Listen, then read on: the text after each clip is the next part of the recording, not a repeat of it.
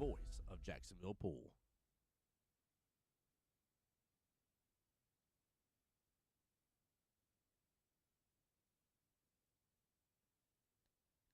All right, everybody, we are back in the action. Tim Jones here, the voice of Jacksonville Pool, coming back to you live from the one and only Moose Lodge. Moose are on the loose here, and we are ready for round 3 of day 1. Now, technically, this is the second round for the teams that played this morning. So whether you lost, whether you won, you played again at 3 p.m., we're getting things rocking and rolling here. So we got Team Tampa Bay. This is last year's second place winners here. And they're going to start off with Miss Kathy. Right there, you see her in the green. And then Mr. Matt there in the kind of dark gray black there. Chris says, let's go Tampa Bay. Show the love here. Show the love.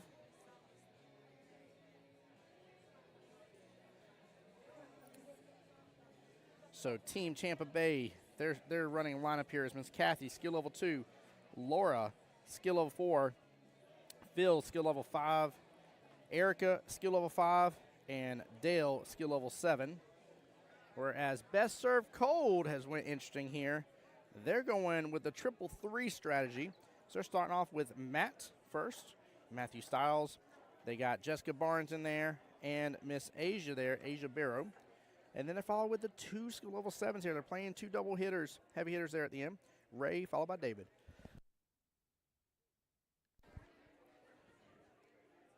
Trying to see here why this is not pushing to Facebook right now on, I think, Osceola's page.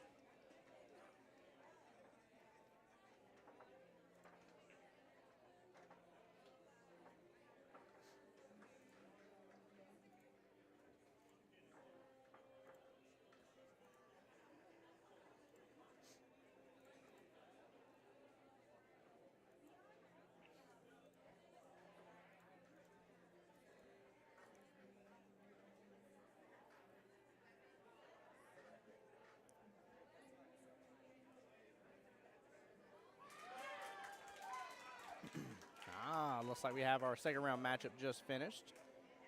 And unfortunately, we're running just a few minutes behind here due to a situation that happened. Also, guys, later on in the stream here, I can't show it to you just yet, but I will hint to it. There will be a fresh raffle for another queue today. There's already a raffle for a bull carbon queue that is going out, and that will be finishing up here in just a few minutes. They'll be calling it. But if you guys want to get on the next raffle here, it is a great way to be able to support the live stream, support the tournament as well as a whole. And it's going to be a nice one now. I'd be a huge fan of this queue in this series. So if you know me, that might give you a little bit of a hint here as for at least what brand queue it is. But we'll definitely go through that here for you here in just a few.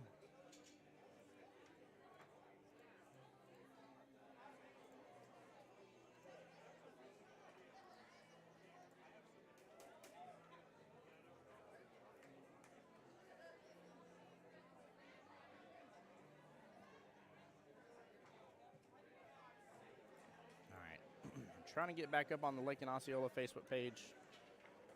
But if I can, I got you guys here at least on my 2 pages for you.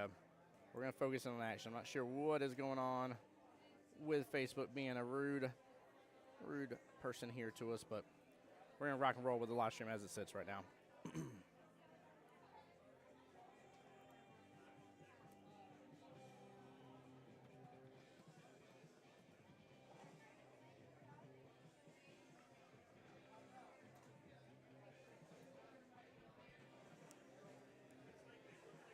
Chad says, where are them Panama City teams at? I haven't seen any yet. I'm sure they're probably here in the tournament, but I'll be honest with you, I haven't seen any Panama City teams yet. So I'm not 100% sure. Not 100% sure here. All right, Miss Kathy on the 1 ball. Bottom left-hand corner pocket. Rolls forward. Slow down, cue ball. All right, Matabuji and Locomotives, you guys can go ahead and set up on table 8. They are bringing their paperwork out to you. Get your clip going. Chad, I definitely will when she comes back by here, sir. Billy Andrews says, any Jacks teams? Yes, sir. Billy, we actually started the day off with thank you, come again on the live stream here, which was the team with Ben and Cynthia's on it, Jack, Ryan, Aaron, multiple people on there. And then, although we didn't have them on the live stream, the other Jacksonville team, as well, Christian's Angels, just got done playing their last round, so they still got one more round to play, whereas Ben's team is actually playing right now as we speak here. Get a sneak peek. Whoop! There's Cynthia on the table making the 3-ball right there. But they're just a couple tables down from us. Don over there giving the flexing right there, says, let's go Champa Bay. Second place winners is not to shake a finger at there, Donna. This is going to be a extremely, extremely tough team to beat, to say the least. People will know that they came in second place last year and know what that means and how tough of a field it already is to have come that far. And here they are back again, looking to take that first place prize. Oh, here comes Debbie now. Oh, she's got a lot in her hands, Chad, but I'm going to fist bump Debbie for you. Chad said give you a fist bump. Oh. Hey, Chad. She says, hey, Chad. I did it in my best Debbie impersonation. Hope you guys are going to appreciate that.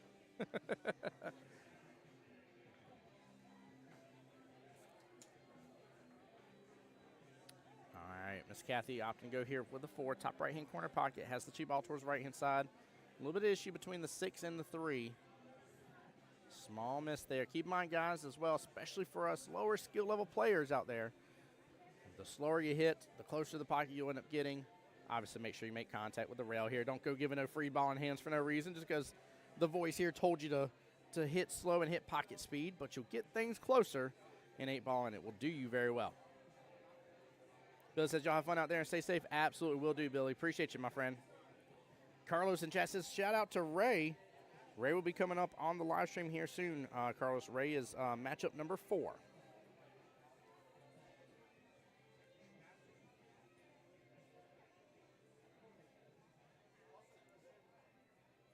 Yep, Ray is matchup number 4. So, yeah, it's interesting here. Best serve cold running 3-3-3 and 7-7.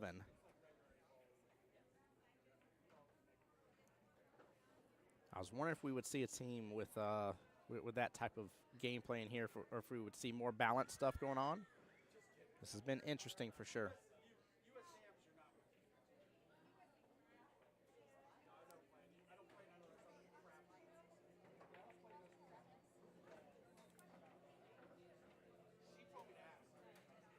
All right, Matt at the table here. He's going to opt to go for the 9, left-hand side pocket. He's just not going to get a lot of love here on what's left on the table. It's a little bump into the 3. Yeah, I was afraid of that. He wasn't far off from opening up a little bit of a window here, and honestly, it's still in a bad swing. But the cluster is starting to become a little bit of an issue.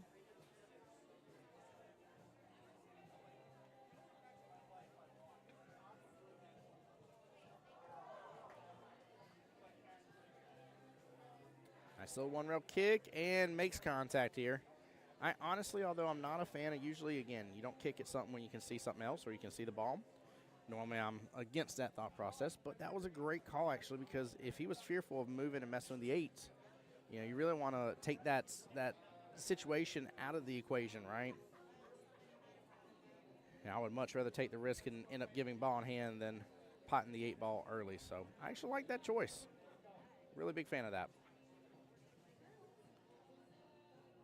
Miss Kathy here, 2-ball right-hand side pocket here. Tough cut. It's a little full. But that leave will do again. It's only going to leave Mr. Matt Eyes on 1 stripe here by the look of it. 2 should be playing blocker to the other 2. Now he might be able to get a little bit of a breakout here if he can do a nice little follow through.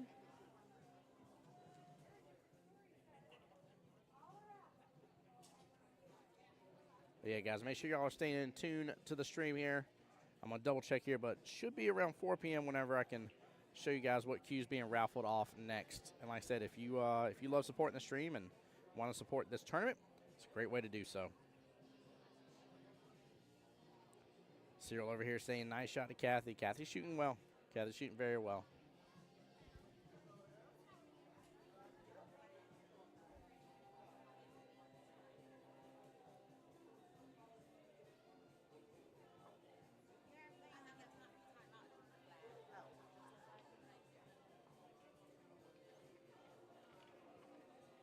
Yeah, it looks like she does have room for that 5-ball. That would be a great choice. Yeah, she definitely does. Enough breathing room right there. No reason not to take it right now while you got a chance on it. Good try. Don't get back in that mix 5-ball. It's out of the mix now, so that is not bad in the least bit. Mr. Matt back to the table here for best serve cold. Nice smooth stroke here. He's got a little bit of angle. It's going to open up an option for that 14, and it looks like there should be enough room for the 14 to go past the 5. Bottom left-hand corner pocket. If so, have a good opportunity at least on those two, and may just need to get his last stripe out of the mix there and open up another chance for him. Overhits it just a little bit. If you're a little softer on that, you could have had the 14. Keep in mind, though, this is team's second shot at the tournament today. Now, both these teams are still on the winner side, so no matter what happens here, both these teams will advance on, one through the one-loss side of the bracket, one through the winner side of the bracket, but we are officially chopping some teams away right now. This original brackets that started this morning at 9 a.m. would have had 32 teams total on it, so 16 of those 32 teams would have went over to the winner side. 16 would have went to the one-loss side. That means we will be losing 8 from this bracket right now.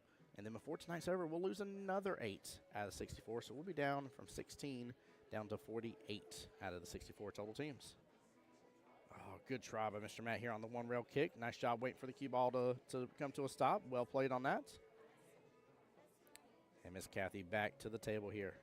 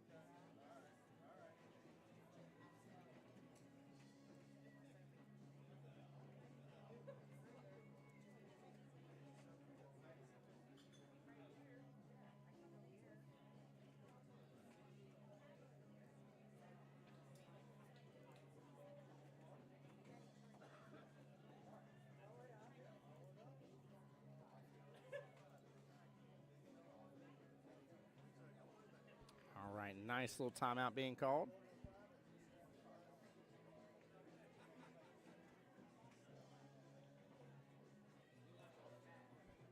I will say best served cold, they do have to run a pretty specific lineup here. They only have 6 players on their overall roster. So if they're going to run their 7s, they got to run the 3 threes. It's going to make things tight for them for the tournament. Leaves no room at all for any skill level movement. And skill levels are definitely taking a look at in between rounds. So this is a high-level tournament, chat. High-level tournament. Very important.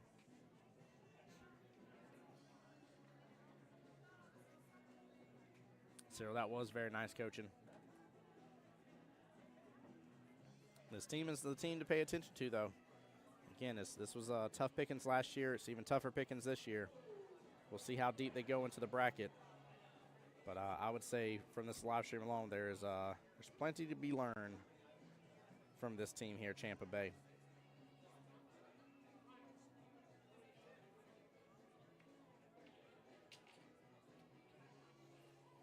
Good try on the 2. Honestly, not bad positioning for it. Matt back to the table here. 10-ball bottom left-hand corner pocket. He is going to have to work on this 8, though. He's going to try to pull down on him. I'm afraid of him rattling that pocket. Ooh, bottom turns in a little bit of top there. He's in the window in between the 6-3, though. And it is cuttable in that bottom right-hand corner pocket. Looks like that's what he will mark. Yep. Opportunity for Matt here, best serve cold, to potentially strike first.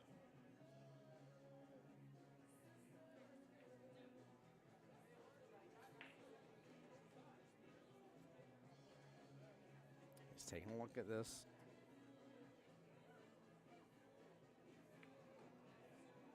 Take your time on the shot. Oh, slow down, cue ball. Leaves it right outside that side pocket, just a little below it. Any harder, and that thing probably would have went.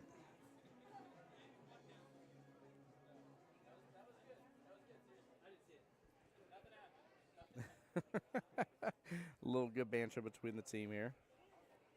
I like it. Matt's team was saying, that was good. That was seriously good. And he said, I didn't see that. And they're like, don't worry, nothing happened. Miss Stephanie and, hey, you're heading this way. Let's go. We'll see you soon. Well, definitely in here to root on their team here of Champa Bay. I love it.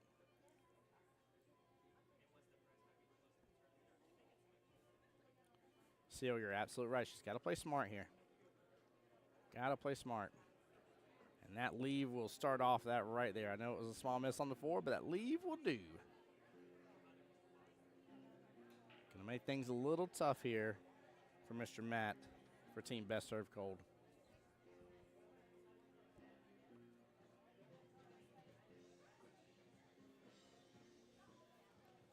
Well, Miss Stephanie, y'all make sure and drive safe. All right.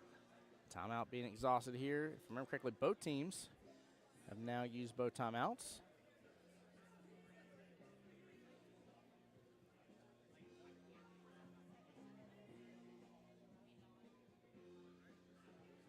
Going for the one railer here from the left-hand long rail.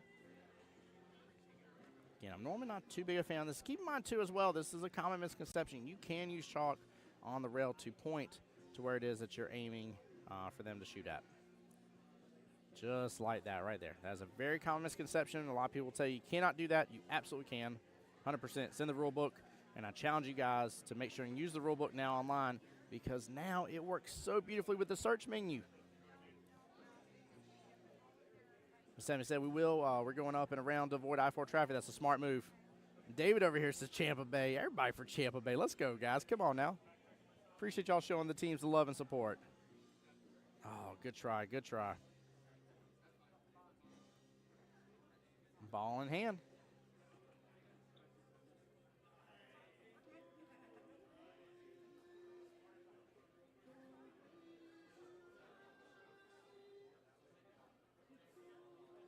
Not sure what the conversation was about there. I was trying to listen here. I didn't get to hear it.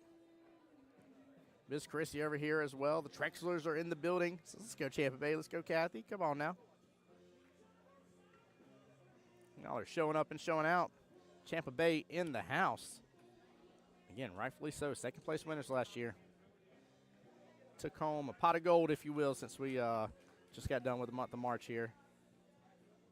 Figure I'd make a St. Patrick's Day reference. Smooth strokes can win the day here for Miss Kathy.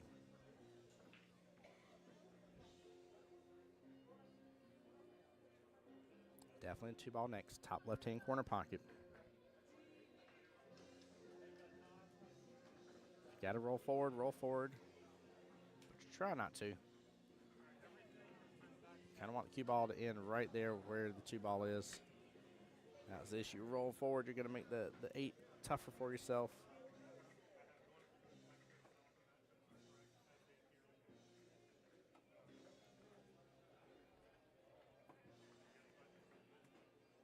Now, if she can hit this properly, though, there's a window for that 8-ball to go in the same bottom right-hand corner pocket. But you got to be careful here. Again, don't psych yourself out for the scratch. Careful use of bottom here. Looks like she used some bottom here. If you're going to use bottom, hit it. So when you go to use bottom there, guys, if you don't use enough oomph behind that bottom, again, you don't have to, it doesn't owe you 3 months of back rent, but if you don't use enough oomph, the bottom turns to top. That angle opens up for that bottom left-hand corner pocket, and you force the scratch. That scratch would not have happened under normal circumstances hitting center ball by the look of the tangent line here. So you got to be cautious about bottom. Bottom gets a lot of lower skill level players in trouble a lot of times.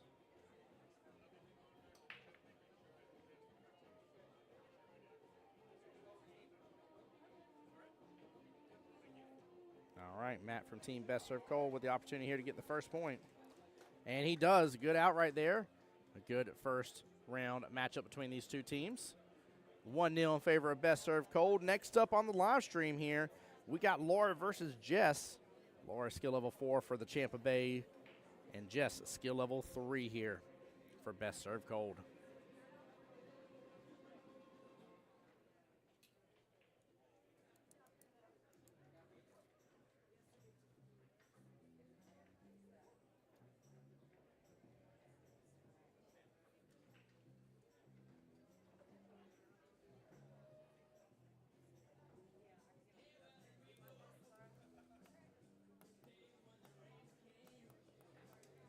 Keep in mind as well, since Best Serve Cold won that last matchup here, Best Serve Cold will break. So it is the job of Miss Laura here for Team Champa Bay to rack. That's one part about the team captain side of it here, although it makes sense. At first, it catches you off guard because you're like, oh, I'm coming up to the table for the first time. I'm seeing this person for the first time, and instantly your instinct within APA says, we got a lag. Right? We're all taught to do that. That's the way it works. And in this case, it does not work that way.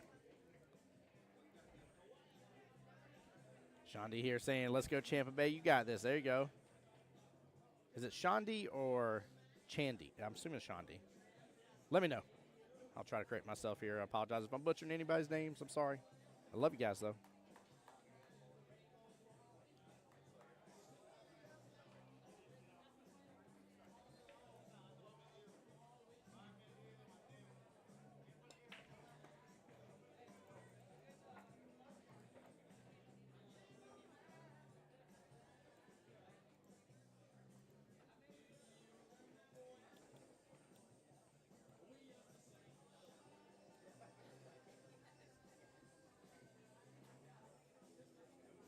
So we are on 9-ball. Miss Jess back to the table here. Good eyes on the 1. Top right-hand corner pocket. Come off that right-hand long rail.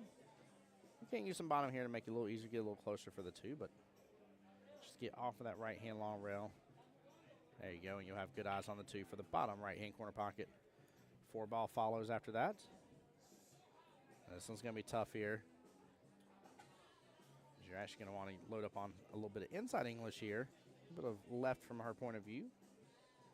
And that way when it comes off that bottom short rail, it kicks on back over for the 4 back top right-hand corner pocket. But honestly here, if she makes good contact with this here and has eyes on the 4 afterwards, we will call that a success.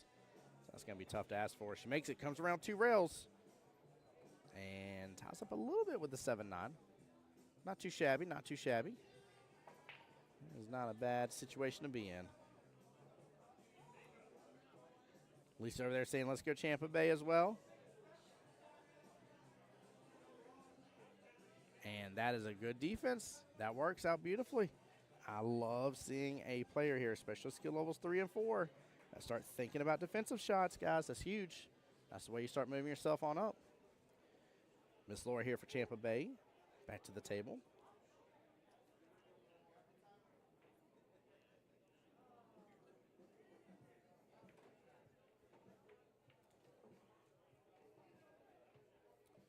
That will be a good little defense as well. If that 4-ball slows down, it's going to come right at a full diamond away from the bottom right-hand corner pocket.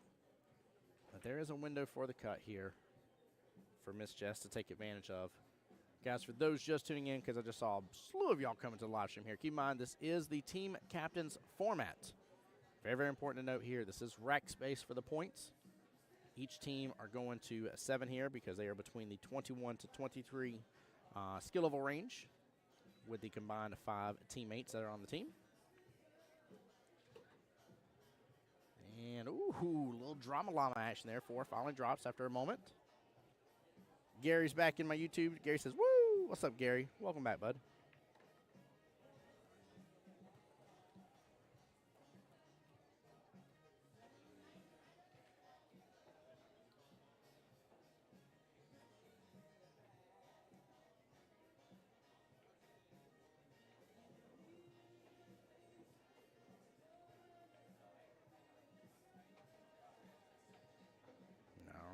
Not a bad little leave here and run. Slower back to the table. Real question is, how much room does that 7 have past that 9 to potentially go in the top right-hand corner pocket if it needs to, or top left-hand corner pocket, sorry, if it needs to.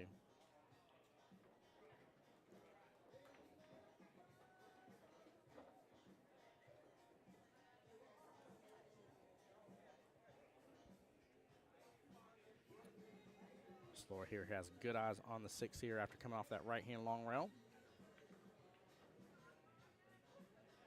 Let's see her load up a little bit on this. Say a little bottom right here. Might be able to win the day for her. Oh, small rattle there on that bottom left-hand corner pocket.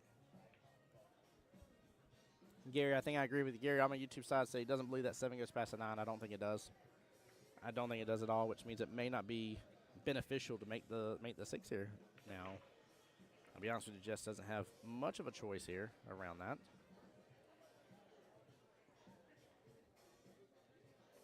It would be hard to play that 6 ball and not end up potting it some way, shape, or form.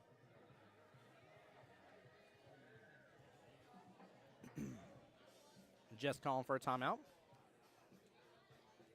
Another one of the rules of low timeout is around timeouts, guys. Keep in mind, if you as the player at the table request a timeout from your team can say no. And no timeout would be charged. If your team in any way, shape, or form suggests a timeout, hey, you want to talk about that? Hey, do you need help with that shot? Right? Any of that kind of stuff here, that will count as a timeout being charged. And that's all because they have now recommended it. It lets you know that there's something going on about what you're doing. They're giving you advice. Now, I like the idea. Gary saying maybe bank it top right. Could definitely do that. I just like playing the defense here. Like, I don't think there's anything. Yep, Chad said it right there. Dead defense here. Yep. I don't think there's need to do anything complicated. A little stop shot defense here. You just got to be willing to land your stop shot, right? So that way you snooker up or get very close to snookering up with the 9. But I definitely agree with Chad. Defense right here. Yep. Chad says a little bottom and leave the cue on the 9. Yes, sir. That's it. And that's the name of the game.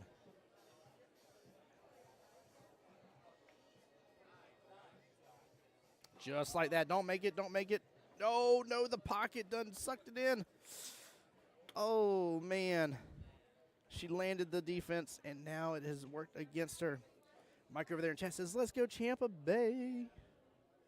I think that deserves a little for Tampa Bay here. We got the green flag being waved here to get the shot watched. Waiting on the referee.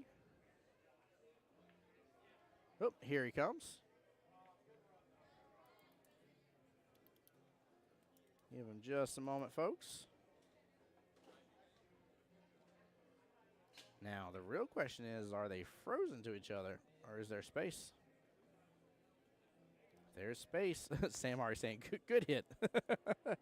Actually, I'm assuming Sam might be a minute behind on the live stream here. I was laughing because I thought you were talking about a good hit right now on this shot. If they're frozen together, there is a push-through shot option that you could have.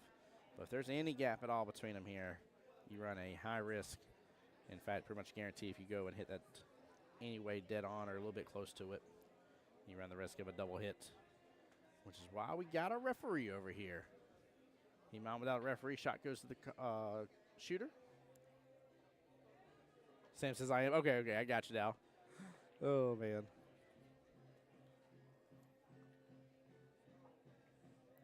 Nice. She's coming from the side on it. And the downfall is that's going to open up beautifully for that top right-hand corner pocket. Laura will have the opportunity to tie things right back up to 1-1. Let's see if she can do it here. Don't let the gift horse in the mouth. Don't take this for granted.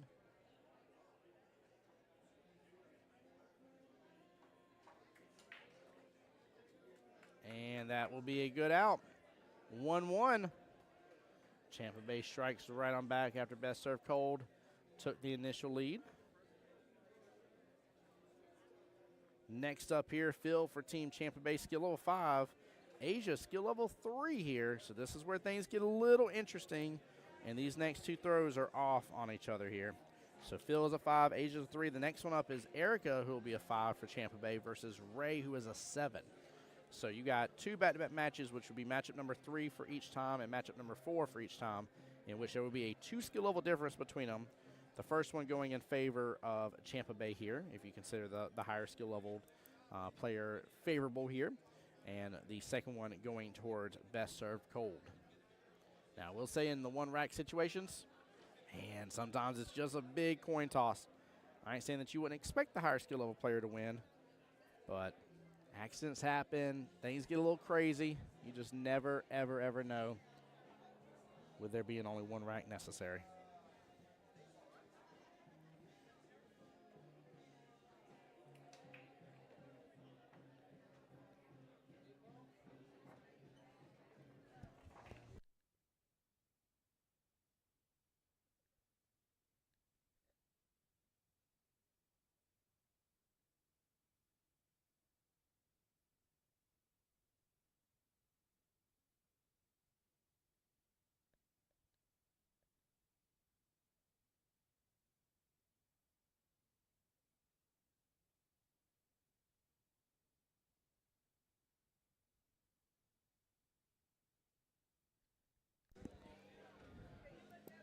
Sam says, man, Chad, our moose needs to look like this. There we go. Lisa saying, let's go Philip Garza here, showing the love. Let's go, Phil, you got this. Let's go, guys. Come on.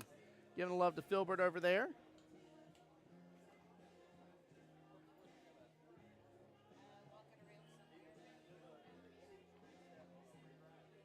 Here we go.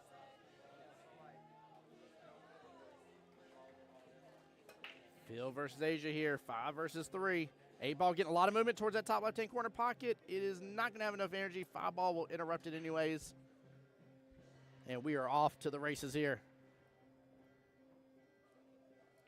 Wow, what a spread on that break, too. Really good spread, honestly.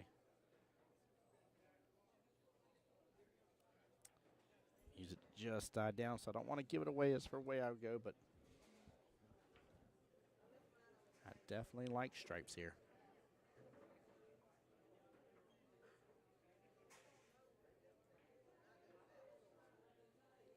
I like stripes because there's a lot of breathing room and running room with them. And you have your 14, which is your problem, but allows you to free it up when you so choose against your opponent here. But you got to be willing to play it smart and play it patiently.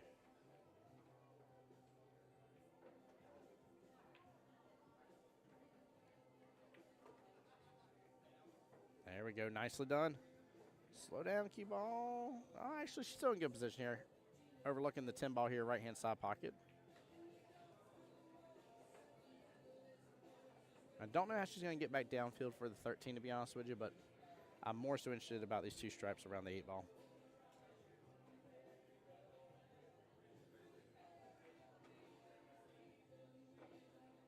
There we go. Good shot.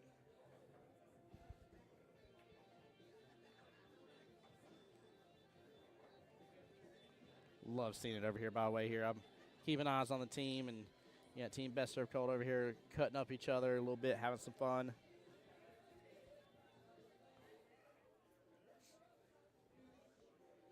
But I will say Champa Bay looks locked in and serious.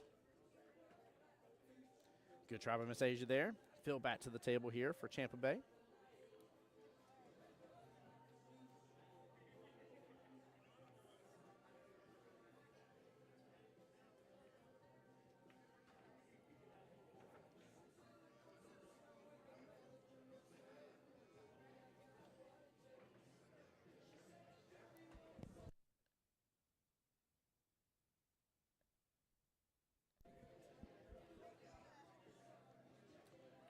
Looks like he's already looking at 3 problem balls here that are scooped up. So I say, as long as that 6 comes off that bottom short rail, I think he's fine. Biding himself a little bit of time, getting a little bit of spread on what's there for solids for him. And he's got a moment of time here. Every inning, I would say, that Miss Asia leaves that 14 in place should, I don't want to promise it, but should guarantee him at least one more inning back to the table. So We'll see if that holds true here. But you never know when somebody can get a breakout. I like the fact she's giving this its due diligence, though. Take an extra moment of time.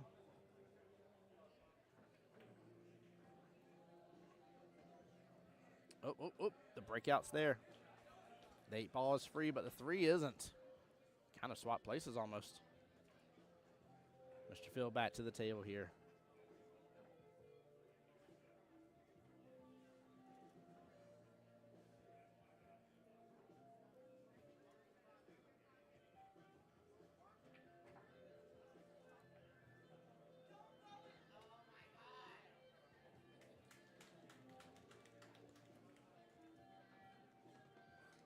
There we go. Good smooth stroke by Phil on the 5-ball.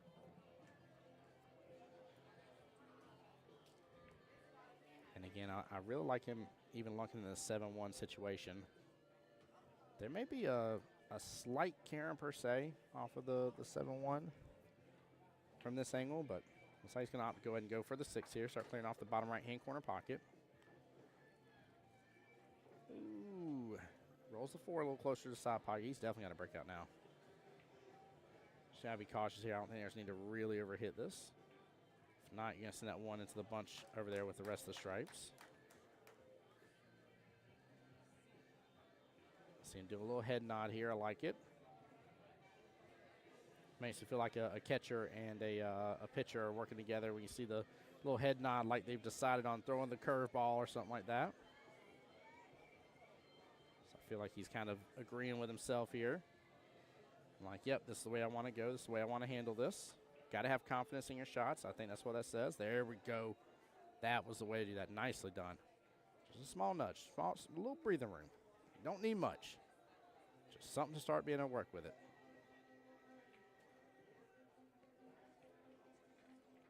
There we go. Might have been rushing that shot. I like the little reset here.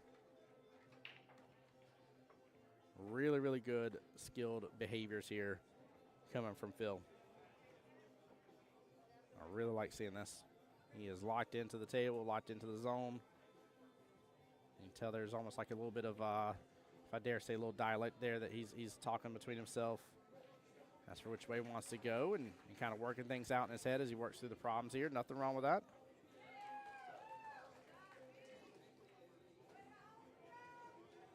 This kind of goes back to like the book, The Inner Game of Tennis.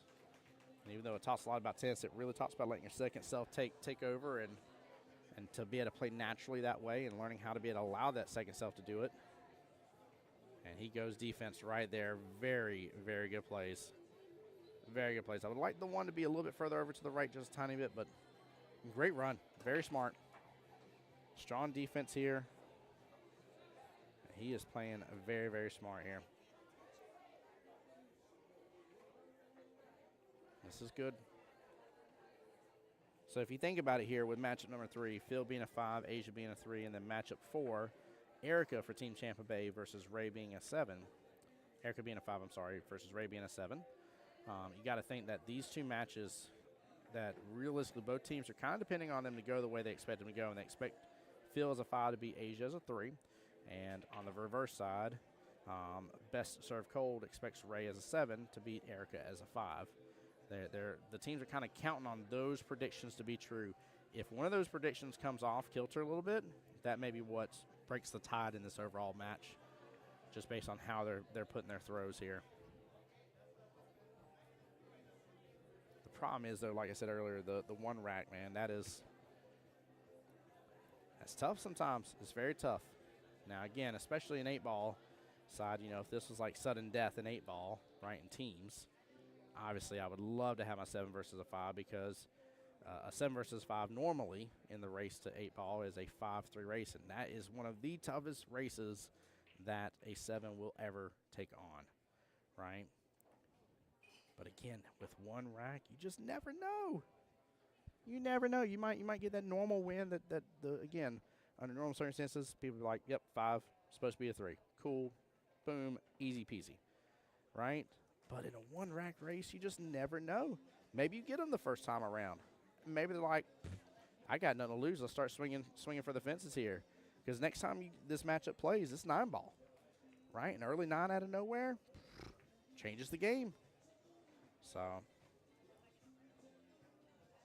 Gary, I definitely agree with that. Gary on the YouTube side said a 5 beating a 3 is a lot more likely than a 7 beating a 5. I definitely agree. A 7 versus 5 battle in APA is one of the toughest battles. I've heard 5s time and time again be like, oh man, there ain't a way, there's no way, there's no way. Brother, you cannot think like that. There's every way. This equalizer system that APA has come up with, guys, is phenomenal. It does a great job. That is a tough battle. That is a very tough battle.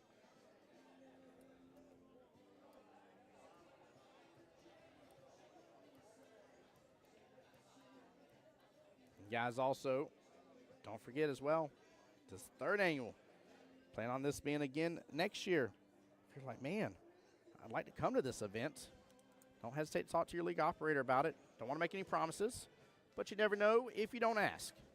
There might be another regional event that is better for your region and something that you guys can do that may not be this, but you don't know if you don't ask. So make sure you're talking to your league operators.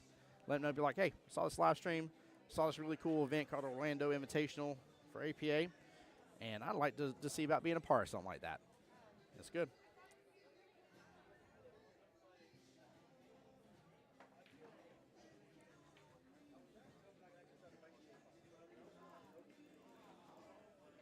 Chad says, what about a 7 playing a 3 and 8 ball? Then that's a tough race.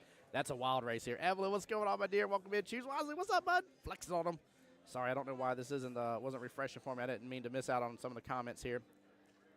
Evelyn was asking the same question I was just talking about. Evelyn, I didn't see your question, but I was talking about. That's hilarious. How do teams get invited to this? Talk to your league operators. Does anyone want any more tickets for the Bull Carbon Fiber? We're going to do the drawing. Anybody Bull else? Carbon Fiber drawing is about to happen, guys. When they are done with that, I will go ahead and post what the next drawing is for. And again, if you want a great way to support the stream here, support this wonderful, beautiful tournament here, don't hesitate to take advantage here. I'll have it up on the live stream here. It'll have a Cash App link to it that goes directly to the team here dealing with the raffles.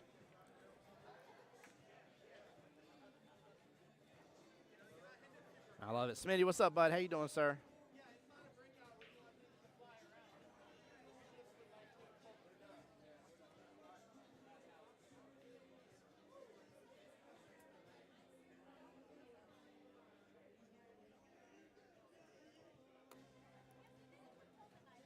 I love it, guys. There's a lot of chat between both of them talking about different skill level throws and stuff, man. I love the strategy in APA. It's so much fun. It is so much fun. Honestly, I know he missed that one ball here. Didn't get quite a breakout on the 8, but that's not a bad lead. The one ball's in that kind of center zone in the table, right? Again, if you take the diamond above and below the side pockets, draw a line straight across. And if you got one of your object balls in that little zone area, you're sitting in a pretty good position here. Sitting in pretty good position. Gary and Chile over there on my YouTube side talking about 3s having a live variety. They definitely can. Definitely can. Trevor saying 7 versus 4 is toughest race for a 7 in my opinion. 5-2 race is a tricky game against a decent player. Yeah, but usually skill level 5s is when you start to see the defensive battles coming out. In most cases, there's different 5s depending on what area you're in, right? I think that's one thing that some people get confused about. I've heard people in multiple different tournament situations, oh, this person ain't this person ain't that and stuff, and really miss the mark of like, guys, y'all don't know who they play against. I met a 4 before who was a 2 like 6 months ago, moved up to a 4, clearly was knocking on the door being a 5. And that's because on the league night that she goes against here, almost every team that she plays against is top heavy. And she gets thrown against a lot of the heavier hitters. So she's learning from going against these heavy hitters on a consistent basis. And I'm like, guys, if y'all expect there to always be a clear-cut cookie cutter as for what a skill level looks like, man, y'all don't understand the variety that's within APA. Got to understand here. Each of us play out of different pool halls, different tables, different felts, different balls, different conditions, different cues with different folks, different leagues. I mean, different everything. There's not always clear cookie cutter around what a player should look like based on their skill level. That was a bad time to scratch there, but Gary, you're absolutely right. Phil will have the opportunity here. Even if he can't make this shot, just get the 8 closer to that pocket here. Block it up will give him a good opportunity. I'm assuming that's what he's trying to drill for here. A bit of left here.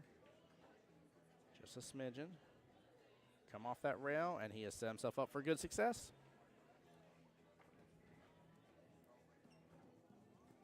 I like that. Chili says so many different varieties. Makes it so fun to figure things out on game day. Yes, it does. Yes, it does.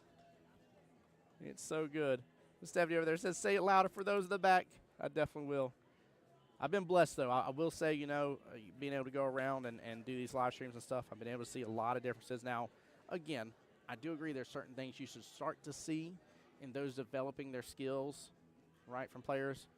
But it's just not cookie cutter. Some of us want it to be cookie cutter. It's not cookie cutter. And realistically, we're all human beings. Why should it be cookie cutter? If I'm being honest. We're from so many different walks of life, guys. It's just impossible to get anything cookie cutter if we're just being upfront and honest with it. Minus cookie cutters themselves. You can buy cookie cutters on Amazon. Those are very cookie cutter. There you go. There's my dad joke. You're all welcome. Some of y'all laughed at that, by the way. I know you did. Don't even try to lie. Sage with good run potential here. Oh, I wish I would have gotten around it. Hitting that 13. She's in a little bit of a predicament here.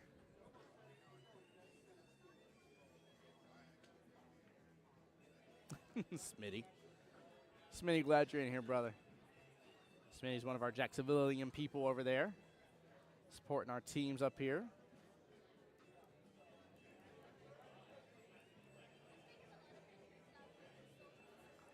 Yeah, Gary, I do agree here. Over on the YouTube side, they were talking about not sure why Mr. Phil didn't use that ball in hand to get the breakout there.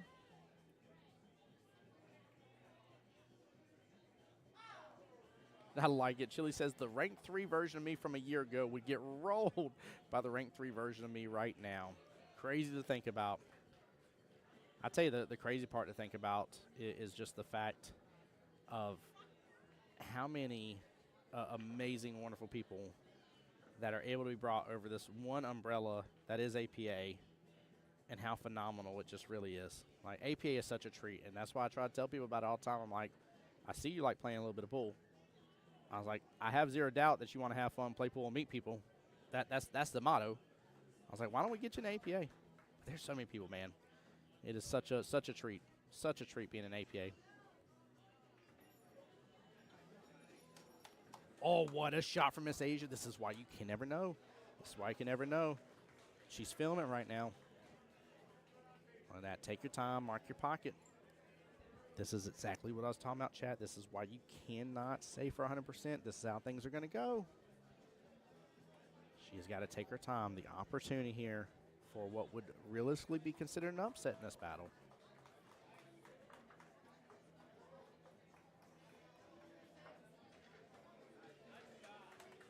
And that is it right there. Nicely done. A little bit of a missed opportunity right there on that potential breakout with ball in hand. But all gravy, baby. Erica up to the table here versus Ray. Erica over there on the left.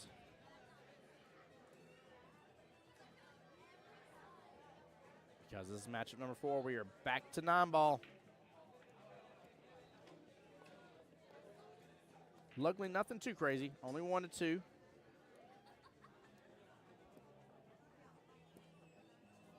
Mr. Ray Santa Maria here coming to the live stream table. Gary said he figured that she may not be able to run 4 balls and he'd be fine, but not so much. Woo! You may be right about that. You may be right about that. There is something to say, though, about the strategy, though, about, you know, rolling your ball, at least getting it closer to the pocket, though. But she did great. She took on a really, really tough shot there, landed it, which was amazing. Took a second, grabbed the pocket marker, did kind of a goose fraba, kind of a reset there that we saw. Like, that was smart plays, smart behaviors. Love seeing it. Really, really do.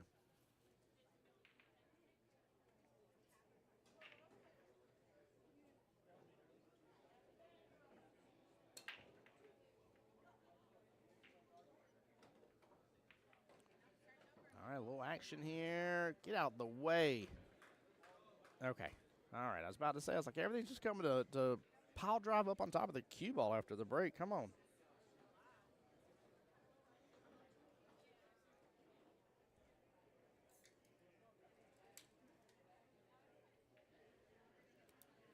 Hey, there you go. Lisa, I love it. She says, let's go Erica, Catherine, Jaeger, Lombard. Let's go, Lisa. Appreciate you being here. Chrissy over there for Team Erica.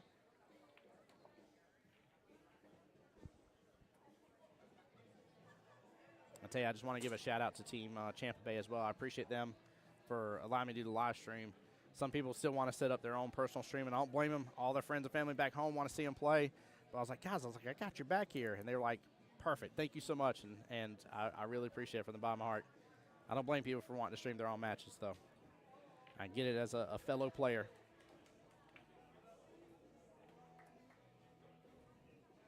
Going for the bank. Everything getting a little wild there.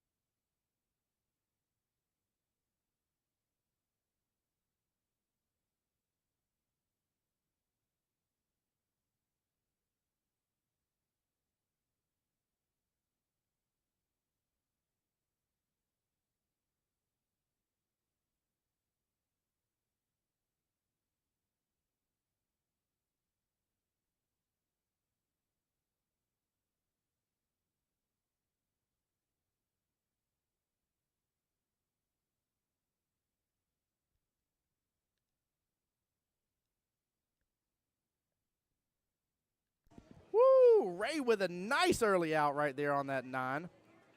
Mr. Logan Lane says, who's the 7? Well, Mr. Ray, who was just on the stream right there in the black short sleeve shirt with the early 9, is the 7 here. And we are fixing to have the duel of the 7s now, Dale versus David.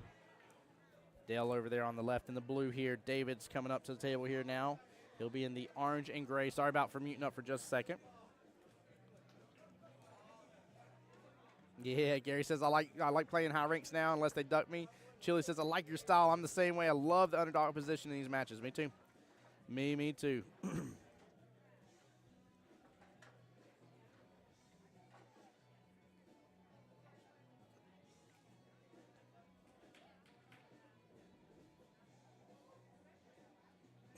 All right, important rack here for the defending second place champions here, Champa Bay.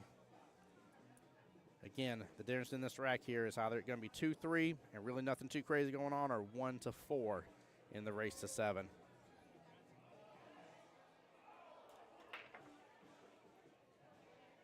Gets a good pop. 8-ball just kind of ends up driving up center of the table and sits center of the table. 7-ball dropping last second, bottom right-hand corner pocket.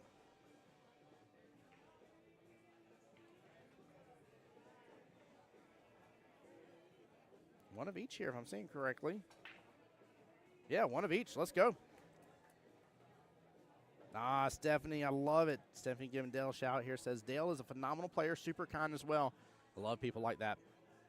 Love people like that, man. I tell you, in my personal opinion, which Logan Lane's one of them right there in the live stream here.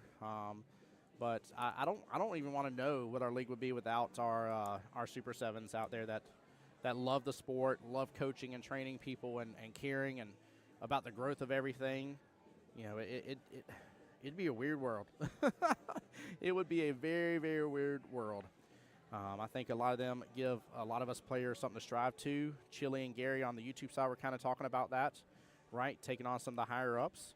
I was blessed to play somebody like Logan in our Masters division, our weekly Masters division, and to be able to take on somebody that big and get a couple racks against was a big deal to me, right? I'm a 5'5". That was huge. That was so much fun. So I agree, man. It's great when you got those higher ups like Stephanie is calling out here. That's so important. So important. They really drive the league forward. Really do. Chili said when I said Duel of the Sevens, Duel of the Fates started playing in my head, you're welcome. That was the exact reference I was going for, was the Star Wars reference. 100%.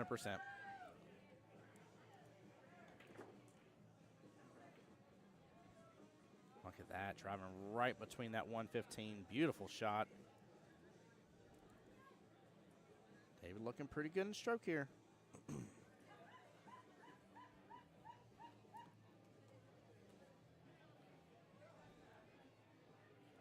And then I'm waiting for them to officially announce the next queue drawing here. I'll show you guys that on stream here in just a moment. Oh, what happened to my chat here?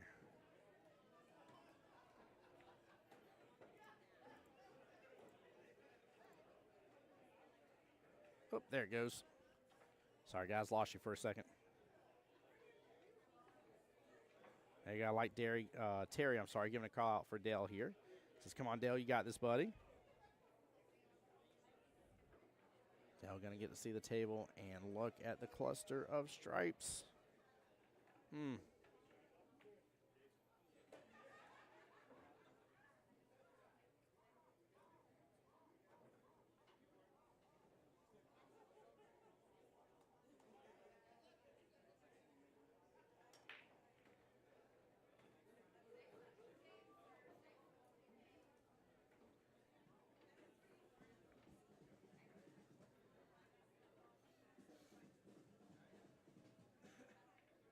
Oh, my goodness, what a cluster that is.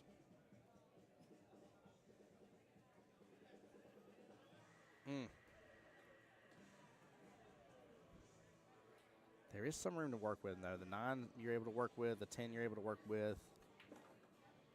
And through that, get the breakout. Nice job going through the 2 rails. I love shots like that, chat. Oh, man. Those are some of my favorite when I watch somebody that's a high skill player to execute those beautifully. Just a good, nice little 2 rail right around another object ball. Like, don't worry. You stay right where you're at, object ball. I'm going to do my little boot scoop boogie right here on past. Chili saying, wait, there are 8s in APA? Yes, sir, Chili, there sure is. In our league, I can think of probably like 4 or 5 of them right off the bat, but we've had a couple of them move up recently. A couple of them, if I remember correctly, Jules Rivera Jr. wasn't that long ago, and I'm trying to think who the second one was. There's another one that was stoked about getting moved up.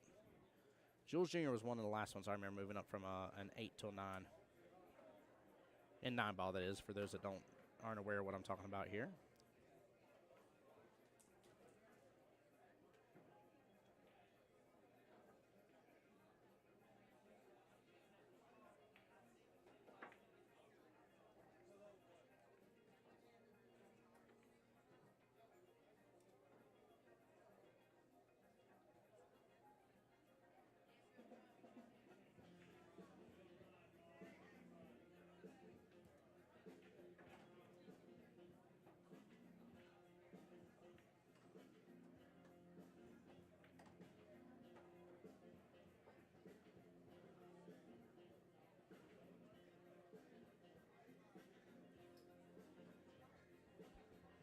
Battle of the Sevens, and what an important rack for this to come down to.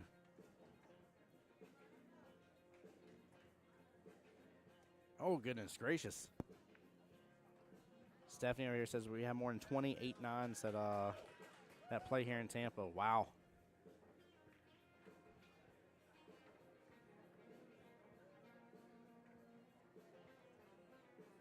Yeah, we got a good handful of Super 7s. I always feel like, too, like it isn't too long from that jump from skill level 8 to skill level 9. And you see some of the 8s, at least in our league, versus a 9, and sometimes there is not a world of difference. Sometimes if you don't know them, you're like, who's the 8, who's the 9?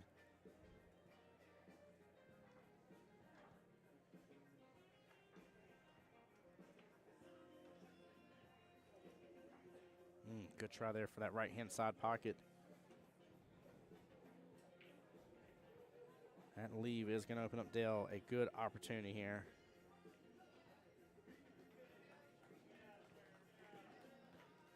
Should be able to thin this on in and still be above the 9 ball by the luck of it here. It's a little bit of an angle. David said, this game is so easy from watching from a phone. I never miss. David, I'm with you, brother.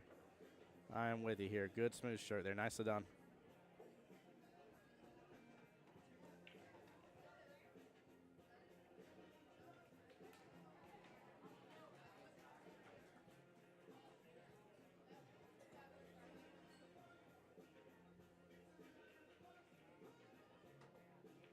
There you go. Nicely done. Just riding between the rails. Not too complicated here. Looks like he's going to opt to go for the 8 right-hand side pocket. This is exactly what Team Tampa Bay needs to kind of hit a little reset, if you will, on this first round of matches between Team Best Serve Cold.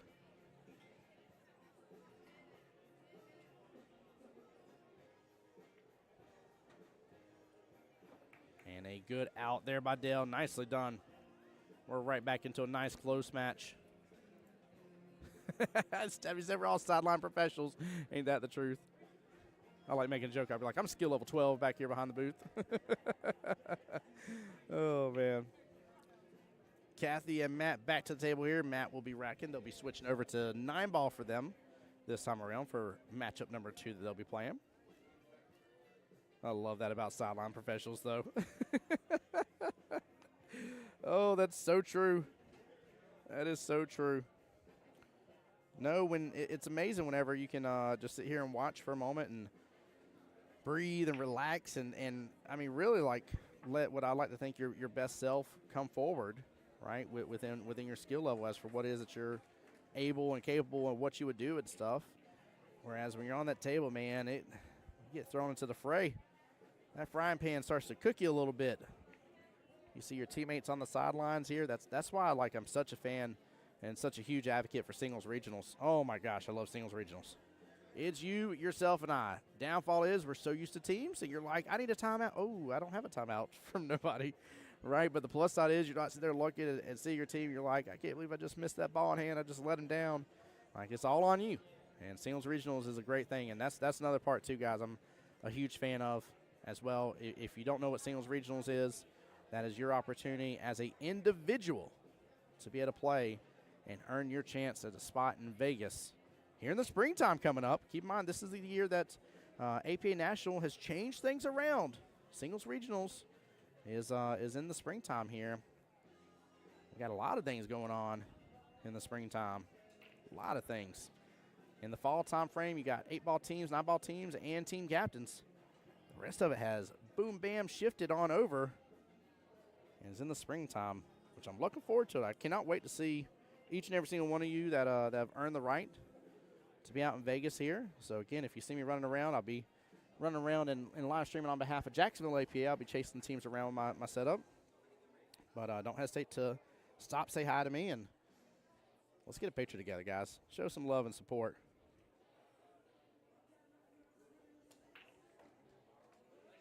Chilla says singles sounds awesome. Didn't know that was a thing. Yeah, so you gotta qualify on a singles board first, right? And I would definitely recommend you speak with your league operator here and let them know. Be like, hey, again, it's something I heard on stream, something I'm kind of interested in. But you got to qualify for a singles board. Winning a singles board gets you into singles regionals, and then winning single regional within your skill level bracket gets you to Vegas, where you're still playing your skill level bracket. It's quite amazing. It's I've seen twos go to Vegas, right, and go and compete. Take a look at all the previous years of live streams and stuff from APA National and everything for singles. Like, enjoy it, guys. It's awesome. It's for everybody, just like APA is as a whole. Who would have thunk it, right? Love it. Chrissy over there being very supportive here. Says, Kathy, you got this love. Terry over there rooting on Mr. Dale. Kathy with a good swing on that, too, here for the bank. I like the opportunity, and honestly, that leave, again, if you're going to miss, leave it rough. Chili says, I see if the APA around me has a singles section. Yeah. Yep, Chili, just like I said, talk to your league operator. I promise you, for y'all's areas here, guys, at some point in time, there'll be some sort of singles boards offered. As for which one, ooh, Nightball gets some action there.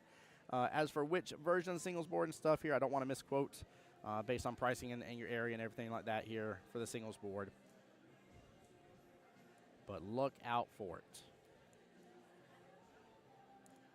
And just to think, too, your one singular yearly membership gains you access to all of that, by the way. That's my other favorite thing about APA. Good shot here from Miss Kathy. Nicely done. A little combo wombo action. Good eyes on the 2 here. Great eyes for the 3 after. Good smooth stroke here. Very nicely done.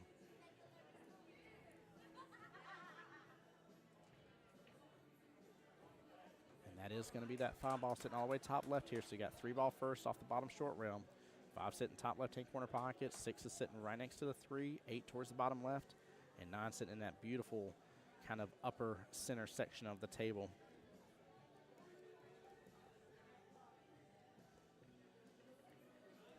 Good opportunity for Matt here.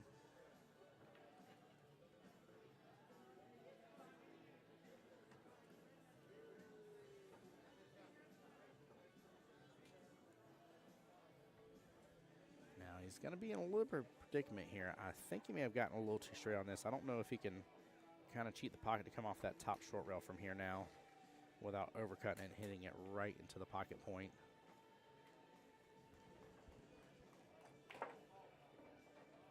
He goes to drive it, though. Oh, it drives right into the right-hand side pocket. Very unfortunate. Oh, gosh darn it. That hurts my heart a little bit.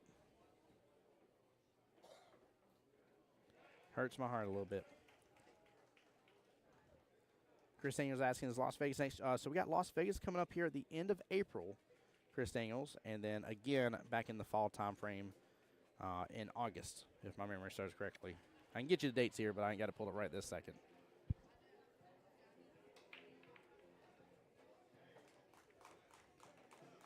Is Kathy going to drive that 6 on down here? Small miss with ball in hand, though. Oh, no.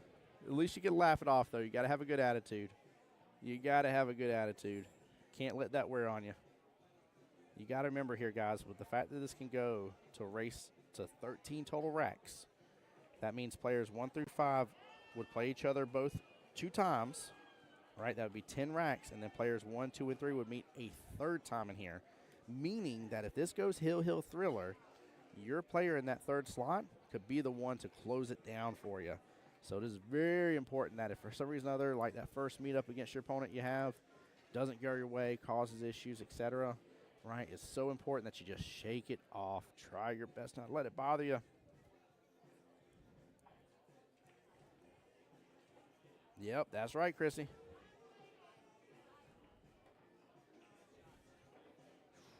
Good smooth stroke there.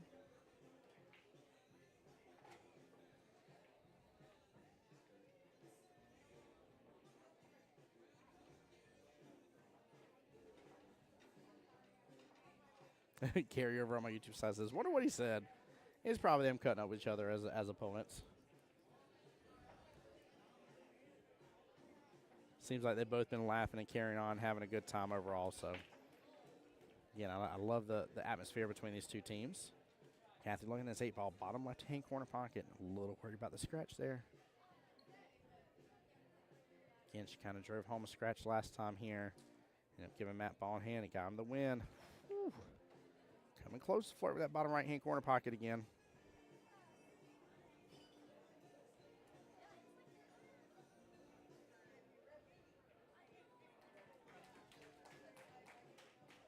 Gary says it's always the best pulls when you can cut up. Yes, sir. Yep, that's when you have the best time, right?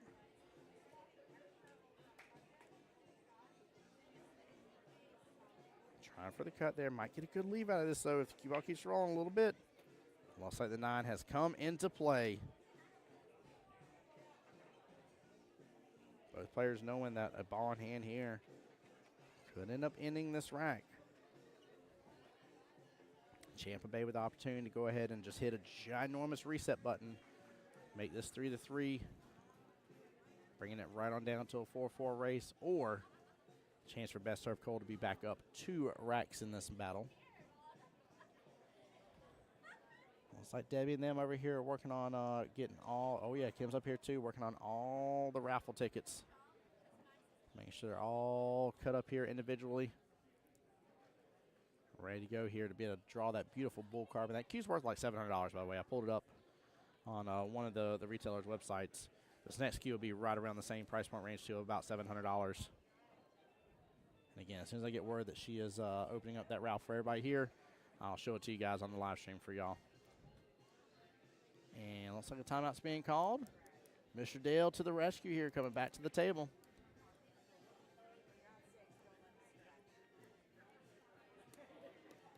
This is tough. Yep. Gary said it right. Tough spot for this. Yes, it is. This is, well, no me gusta. No me gusta, if you will. All right, this is not a fun spot to be with this 9. There's plenty that can go wrong for you.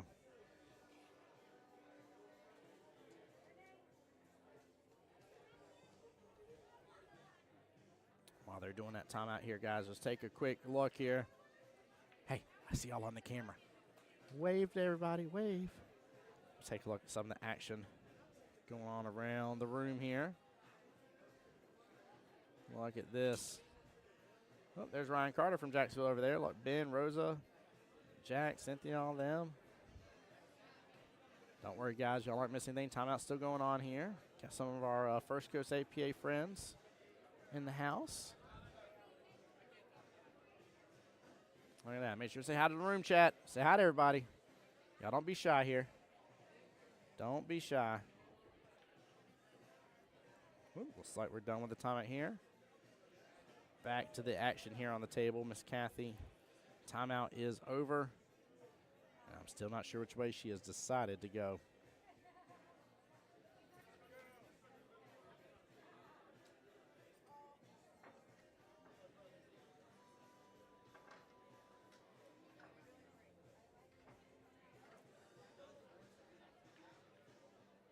All right, she's decided to go top left-hand corner pocket. I will say no matter which way you decide to go, you need to go at it with your full heart. You need to go out with your full heart. Chili over there says, looks like this is a nice spot to play pool. This is one of the nicest Moose Lodges in terms of size and capabilities and everything I've seen. Great food, amazing staff. Staff here is on volunteer. Been working hard. And we are opening up for tomorrow's the Shane Van Bowling Ruby Red Q-Tech Synergy. Beautiful Q-Tech Q, the SVB edition, Ruby Red, baby, is now officially open for raffle here. As soon as this rack is over, guys, I'm going to pull up the flyer for y'all. But y'all's ability to be able to purchase tickets for that is fixed to be open. You can Cash App it. I'll have the Cash App linked online. Again, the proceeds of this here, after the cost of the Q here, is going towards helping out with some of the cost here of the tournament. Great way to support the stream here, support every bit of what's going on over here today, guys. There's a lot of money that is tied up into making something like this possible.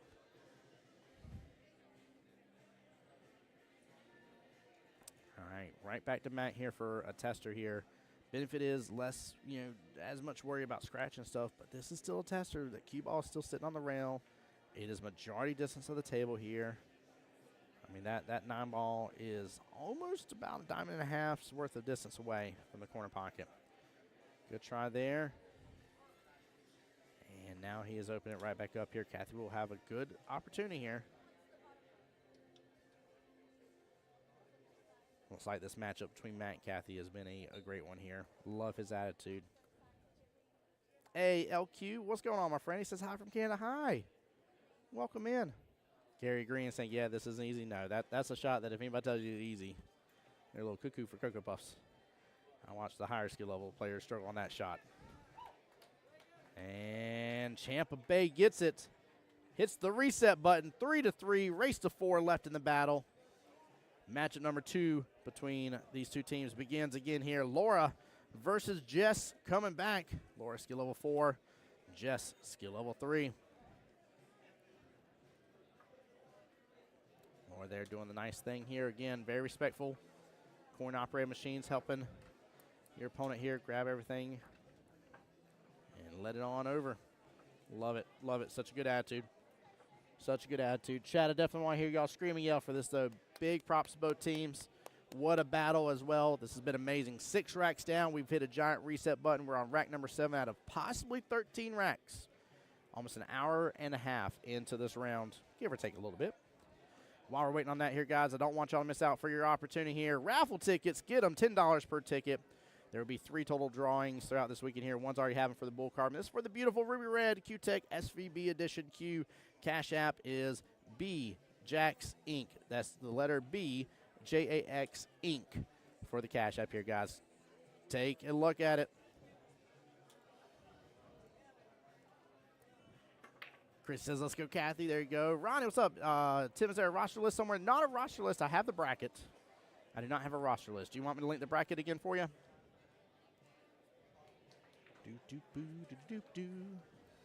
So the bracket should be pinned. Let me know if it's not pinned, Ronnie, just in case. I'm having an issue with where it's glitched out. I was trying to get the stream to push properly over to Lake and Osceola's APA page. I did it last round.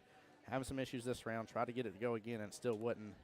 So I'm a little worried about logging back out and back in.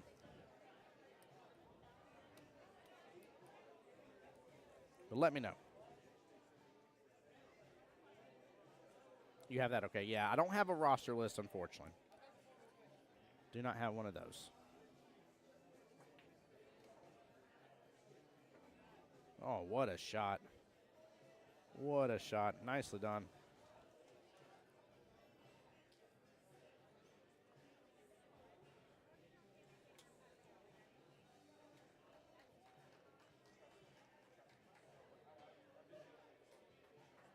Oh, LQ said my wife's team ended up winning the Montreal Ladies event. She wanted to get a photo with you, but you were talking and she chickened out. Oh, LQ, I'm so sorry. My friend, please tell her next time here. As long as everything goes well here, I've already been re-invited back out to do the CPA Montreal Invitational again next year.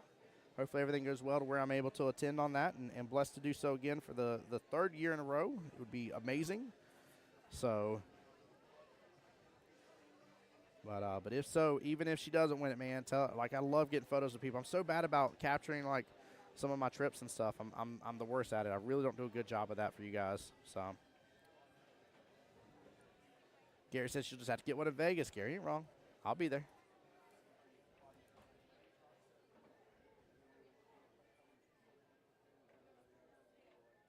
What a good run here for Miss Laura for Team Champa Bay.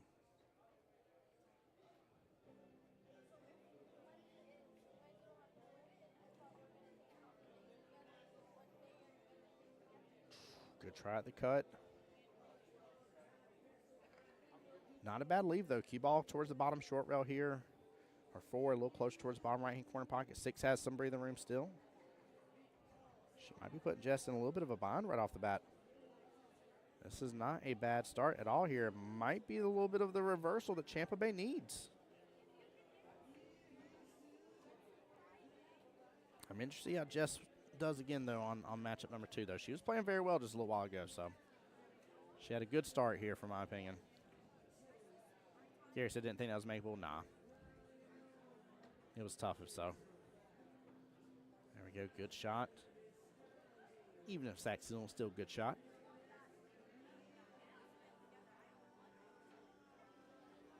Again, tough right here. She is against that top short rail.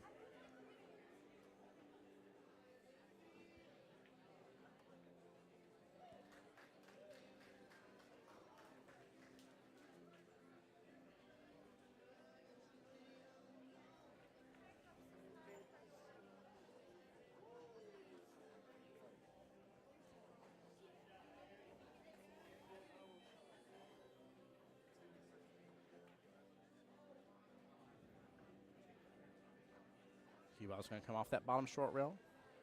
This won't be a bad leave at all.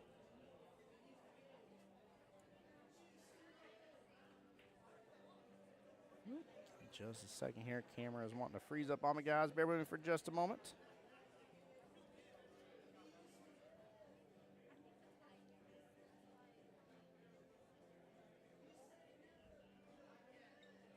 Sorry, guys. 1 second here. A little bit of technical difficulty. Forgive me. I'm going to have it on this view for just a minute. I'm going to try to get it rebooted here. We'll zoom back into the match a little bit, though.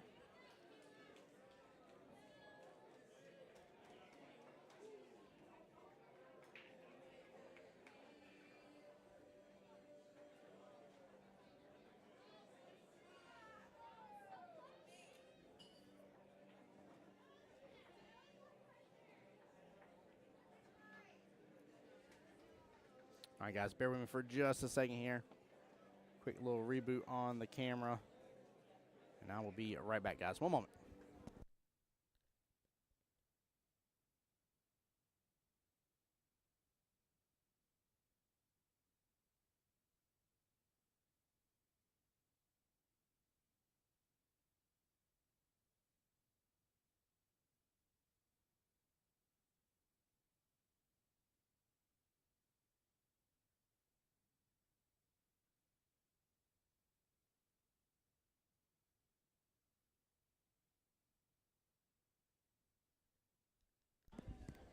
There we go.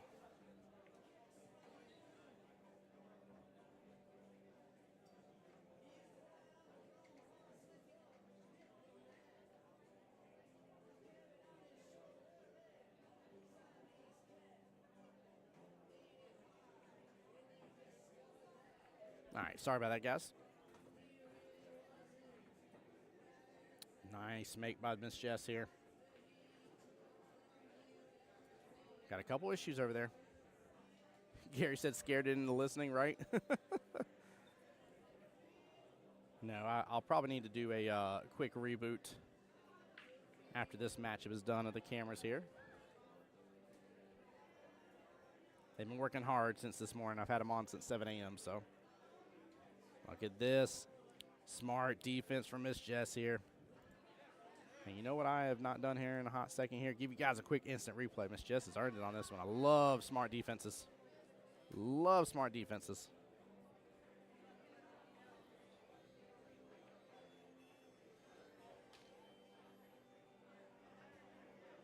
Look at that. Such a smart play. Smart play. Ooh, I would probably get this watched. This is a tough one. This is a tough one. Oh, looked good to me. Miss Steven asking a great question. Says, how does the raffle work for those not there but want to? Via the Cash App here. As long as you Cash App, make sure your name's in there. They will write your information onto a ticket. Ticket will still be put in the same bucket as everybody else here that's physically paying cash for the raffle. The raffle will be drawn tomorrow, if I remember correctly. Let me double check that, but I'm fairly certain tomorrow.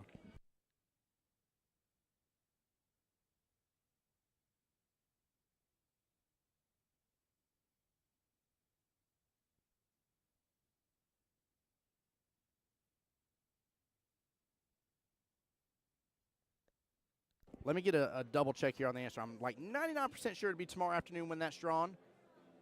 But yes, via that Cash App here, I'll show it back on screen here in just a moment and get it for you guys. But yeah, you can just Cash App. It's $10 per ticket. And again, the proceeds go towards helping out the tournament here. You do not have to be present to win. They can ship it to you.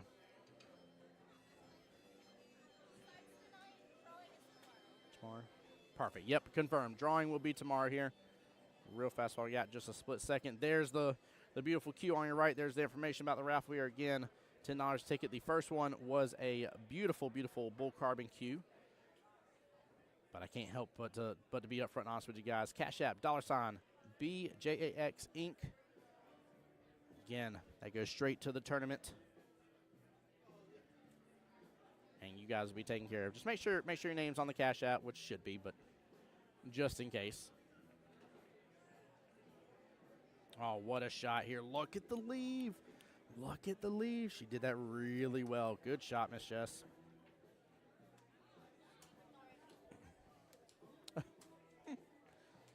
Oh, man. Steph says, cool and done. Thank you, Stephanie. Appreciate you. All right, timeout here. We got to see Ray just a moment ago on the live stream playing against Erica. Here he is back for the timeout. 8-ball top right-hand corner pocket. I love this, too, because it's a pretty straightforward shot. I'm not saying she can or can't get it one way or the other, but there's nothing too crazy about this shot. But I think the real deal, and what I love the fact that he's talking to her about, is kind of where that cue ball is going to be left and the shot options it's going to leave, or lack thereof, it's going to leave for Miss Laura in this, in which as long as you don't ever hit this, you're not going to leave much. Gary says, might as well use this, no reason not to, yeah. And the chances of a big defensive battle are very slim here in this matter here. There's only 2 other object balls left for your opponent to try and play hide and seek with. She just drained that. She did just drain that. What a shot. Nicely done. Best served cold. Now up 4-3, leaving it as a 4-3 race. How you like them apples? Next up will be Phil versus Asia here. Mr. Phil right there on the live screen in the nice kind of teal Tampa Bay shirt. Gary said neither's a good hiding spot either. Yeah. Yeah, as I was saying, sometimes you could, misjudge that situation.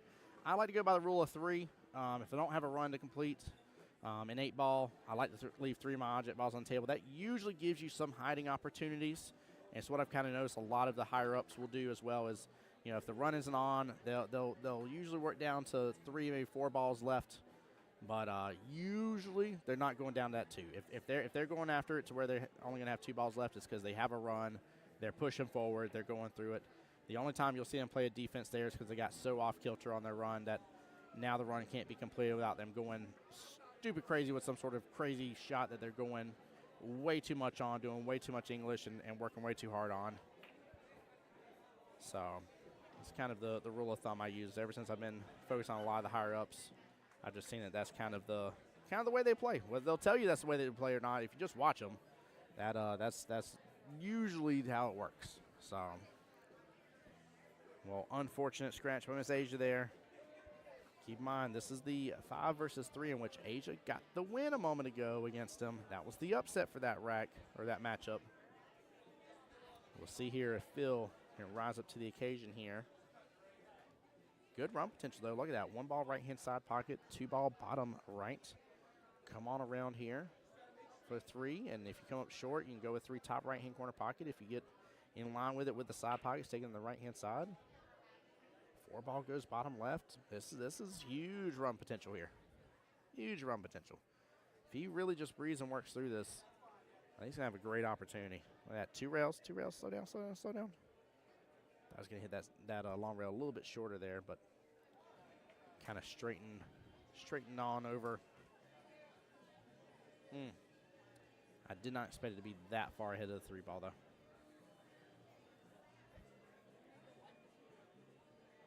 I think maybe he needed to kick in just probably about a half a tip of outside there. A little bit of right-hand English from his point of view may have severed that up a little better for him.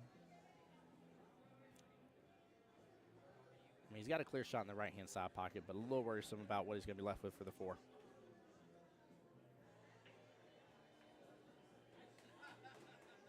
It's good. Clips into the 4. Wow, he barely clipped it in right on over to the pocket. Topped 8 and 6 just a little bit. They're not full-on tied up with each other, but made that a little problematic here. Miss Asia back to the table.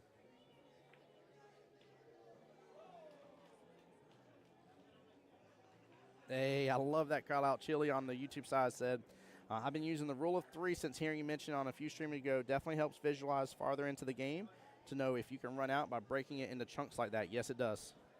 Yes, it does, my friend. Also, I don't want to take credit for it. I'm pretty sure I've heard that from somewhere else, but it's just something also that I've just naturally have noticed. You know, I've asked multiple times before when I see some of the higher ups and everything about things, and I'm like, hey, I was like, you were still able to make that ball and that ball. They're like, yeah, but I wasn't able to make the other two. And I'm like, oh. They're like, yeah, I just don't want to keep on running if I can't complete it. They're like, I'll open up too much of the table. And at first I was very confused by a lot of that. I'm like, why wouldn't you, like, get rid of as much as you can? Well, because you clear the path. You're opening the doorway. You're rolling out the red carpet. You don't ever do that. Greatest hustle in pool here. Greatest hustle in pool. Take a few right off the break. Oh, man.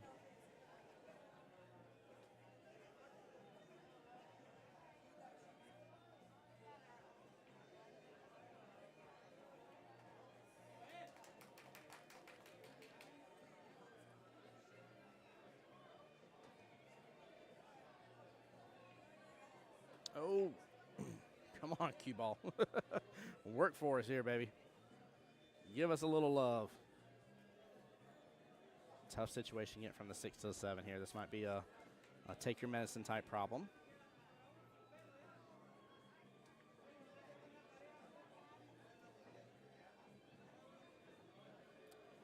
Should have the window for the 7 here. Rest of this run is going to be a difficult one to complete out.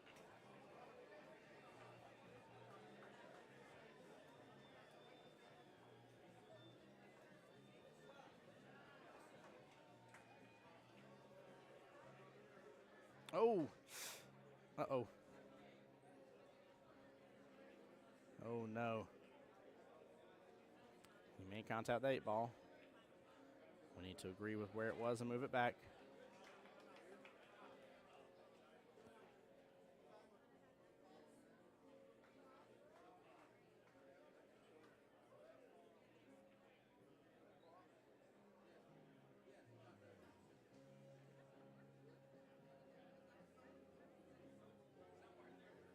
There we go.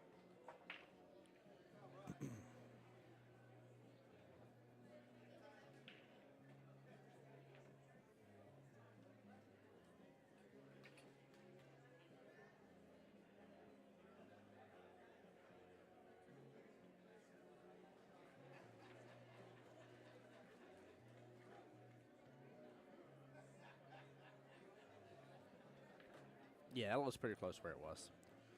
It was a good job coming to agreement on that.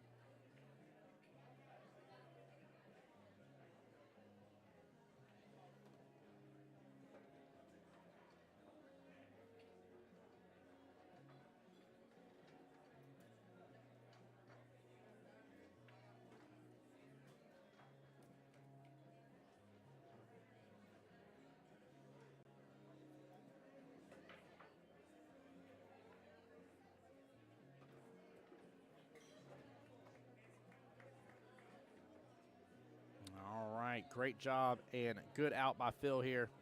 Brings it right back up here. Reset button, hit again. 4-4. Even race to 3 left in the battle. Love this. I love how nice and tight knit this matchup is. Again, for those unaware of the way the brackets work today here, everybody that's playing in this 3 o'clock round was here this morning playing at 9 a.m. Doors open up at 7.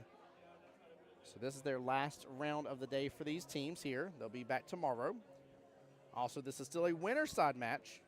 So no matter what happens between these two teams, they are still in the tournament from this point forward. But once tonight is said and done, keep in mind the way the boards work, there's 4 boards, 16 teams per each board, right? So after the first round, 8 on each of those boards went to the right, 8 went to the left.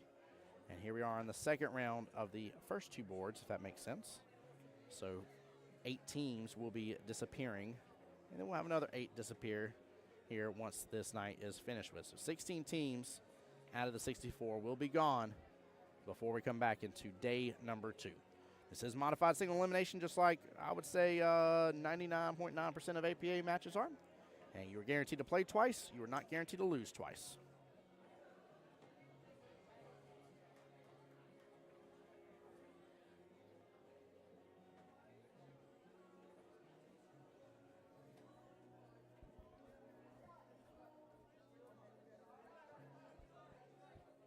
All right, take a look at the break.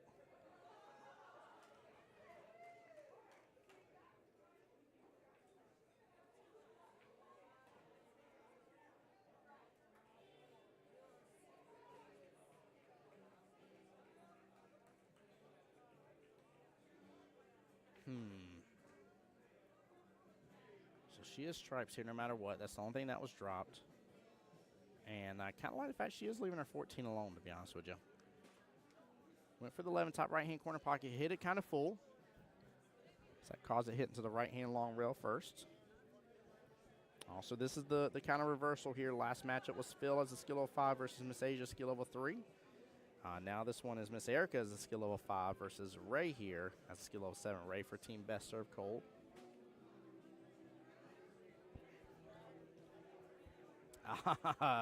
Stacey saying, go Erica Catherine Yeager Lombard. That's amazing. That amazing redhead is my captain. I love it. Love it, Stacey. Glad you're here and stream to support your captain.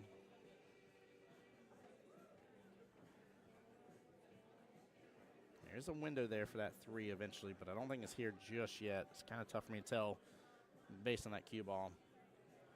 And it's also a little tough to tell how much extra room there is for that 15 to potentially work on through it. There we go. Nice job. Bumping the 14 out of the way, using your 2 to take over the pocket some. Smart, wise play. Should see a little bit of defensive battle here between these two.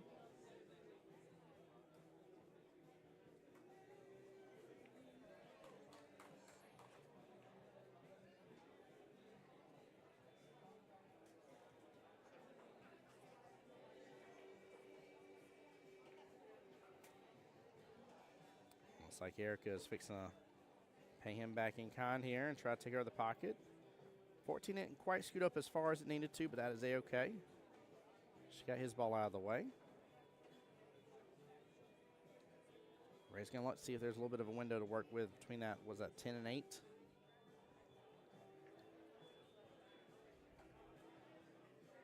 Still back up on that pretty quickly. I don't think there is. Oh, nope. He's back down on the shot. This is going to be interesting. Oh, no, he was able to. Nicely done. Nice job snookering up with the other stripe there. Not really leaving Miss Erica with a lot of options here.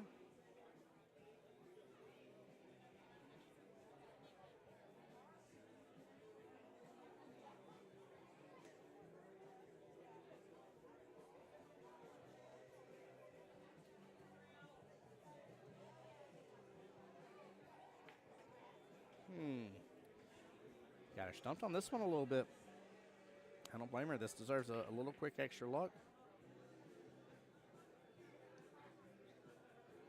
Honestly, if there's enough room to still clip in that 14 to still send the 14 over to the right just a little bit, I actually wouldn't mind using the bridge here and going after that 14 ball just a tiny bit, but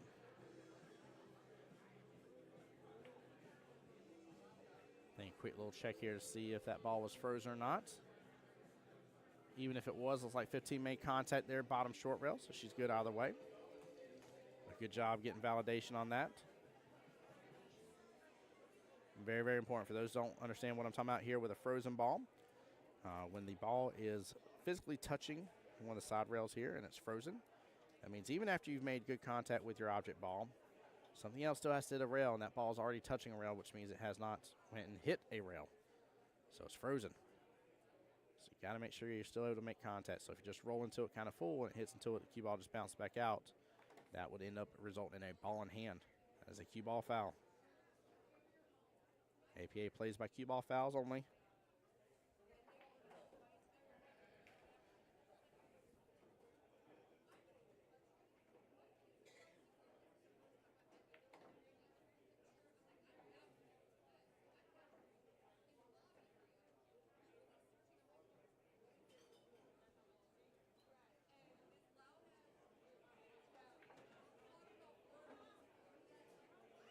Oh, he might have been trying to clip that one along the way.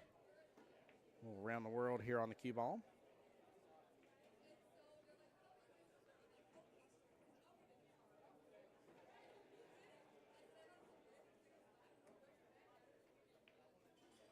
Tough shot here. He may just go to look to take over the pocket. Ooh.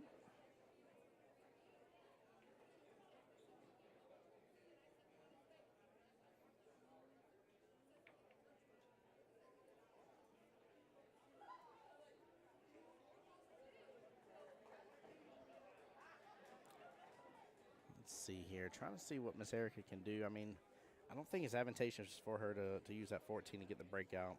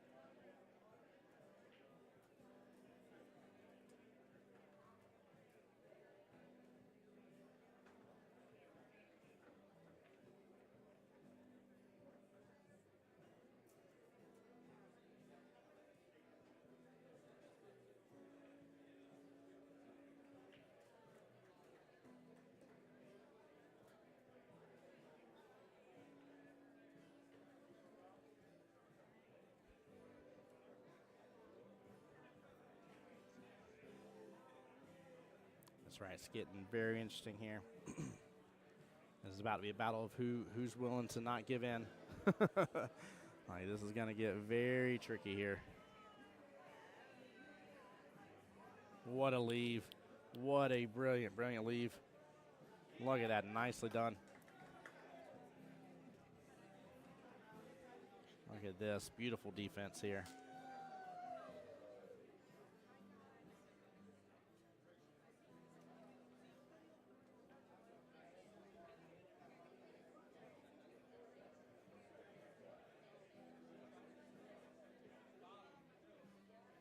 Yeah, he's stuck.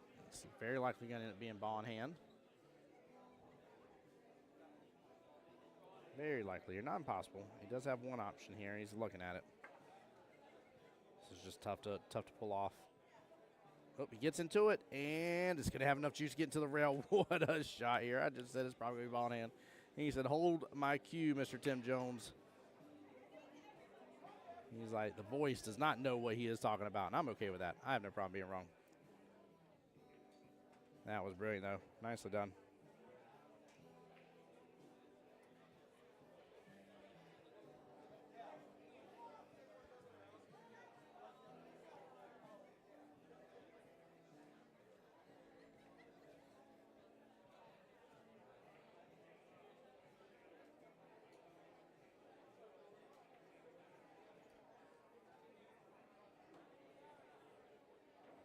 Just gives a little love there.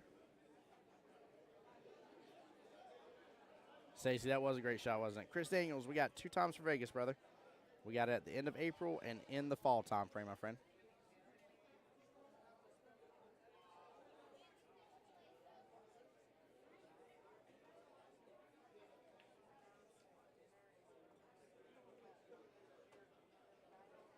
There we go. Smart plays again. Now, he does have a little more room here to look at the 7 and 5 situation. 4 stripes remain on the table here for Miss Erica. The rest of the evening, only the bar is open outside. They will not be serving dinner. Dinner would be from this window or the dining room only.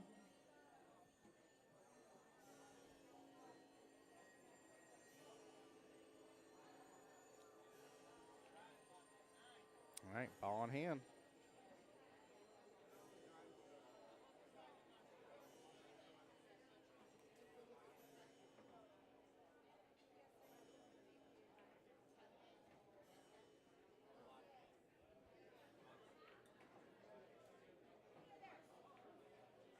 Does anyone have a Kia Sorento with an APA visor? You're blocking somebody in and they would like to leave, but they are trapped. Kia Sorento. There we go. APA Smart play there. visor. Look at the little bit of the breakout. Slow down, 10 ball. She's not trying to get a group back up. Look at this, guys. This is a good defensive battle. And what a time for it to be even 4-4 for an amazing defensive battle. Chad, I want to know, everybody at home here, do you think this is going to go the distance here and end up being a hill-hill matchup between these two? What's your thoughts here, guys? Do you think these two teams are going to end up going to be locked in? 13 total racks.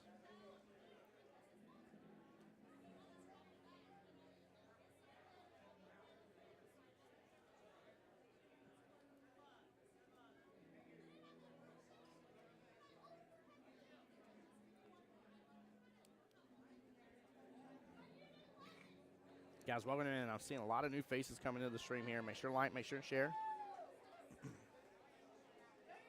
I think taking a quick look here, see the 14 is frozen.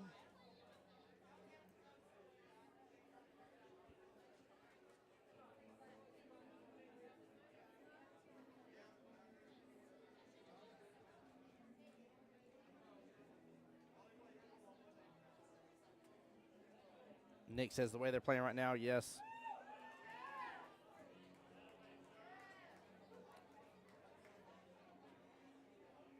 I just wonder which team is going to succeed overall in the overall battle, but I have a feeling this overall team battle is going to end up going 6-6 after this is said and done. And again, I think we're going to be hill-hill.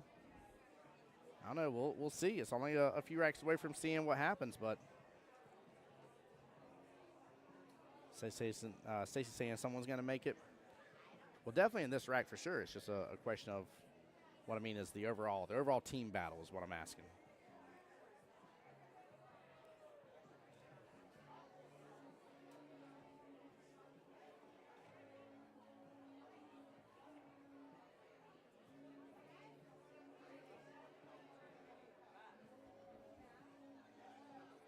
All about that 5-15 that's tied up right now. Chili says it's been such a grind of a match so far, so I'd say yes, yeah. Yeah, I really do. I really think the overall team battle, I think, is going to come down to being a hill-hill thriller. I really, really do. But I got to give Erica props on this, man. She is holding her own. This is why the 7-5, while I was talking about it earlier, that's why 7-5 situation is tough. I mean, this really is a tough matchup here in normal teams league play.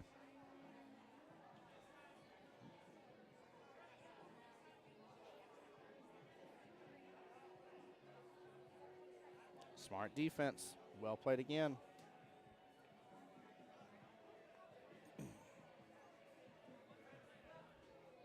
Oh, Chrissy says Champa Bay is going to win 7-5. Shut them down. I like it, Chrissy. I love the confidence.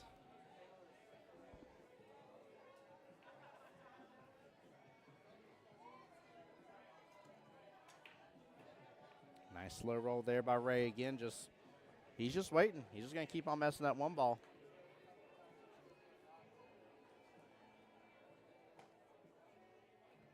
That's very true, Chili. Chili saying racks like this usually come down to somebody being impatient and cracking. You're absolutely right. This is a battle of patience here. This isn't just about the skills of playing defensive. This is a battle of the patience, without a doubt here.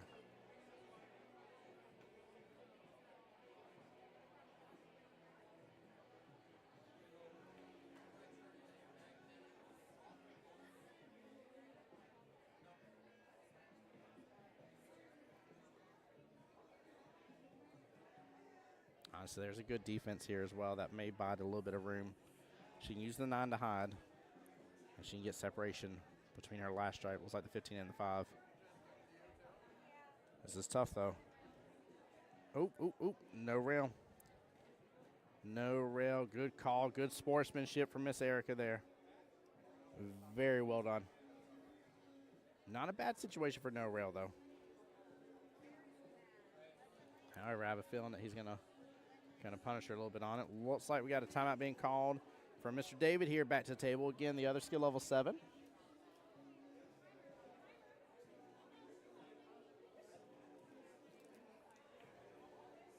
Max Fowler, are you still in the room? Stacey says, I got to work, and I'm struggling over here. I'm hooked on this match. This is a good match to be hooked on. This has been a great, great live stream match. We are 2 hours in. We're T-minus less than an hour till the next round is set to start, the last round of the day. And here we are, even 4-4 in the team score. Both teams needing 3 racks each. That's going to be a good hit. Cue ball hit the rail. And she's trying to leave her hooked here where she's got to kick into something. Honestly, they can play this a little bit here. She could just hit directly into the 5 and still scoop up the 5 and 15 next to each other. Not leave enough breathing room for them. She could go at the 9 still. Come off the bottom short rail. Yep, she's looking at the midway point. That's exactly what she's opting to do here.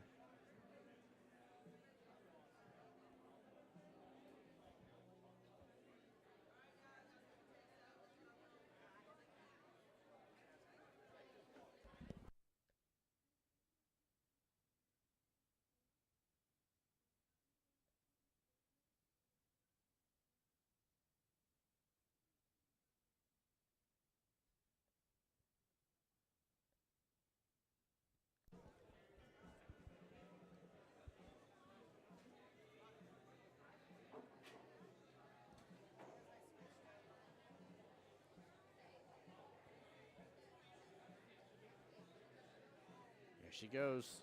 And it drove by it. Oh, wow, it drove right by it. Good, good try there. Very good attempt from Miss Erica. Look at this. Look at that defense right there. That is absolutely a defensive shot, by the way, guys. His intention was to not make it back to the table, not to continue shooting. As a defensive shot, it gets marked as so. He went ahead and potted hers, gave ball in hand immediately. He is just begging and trying to force her to run out here. Well, to go ahead and break that out, I should say. She's going to have to go ahead and scoot the 8 up with the 1.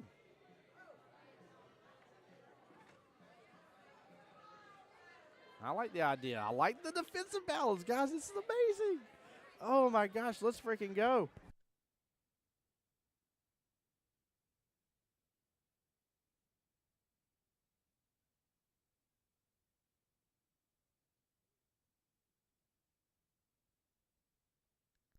Guys, this is amazing. If you're not entertained, I don't know what else will entertain your life. But this is good. Nice back and forth here between Erica and Ray.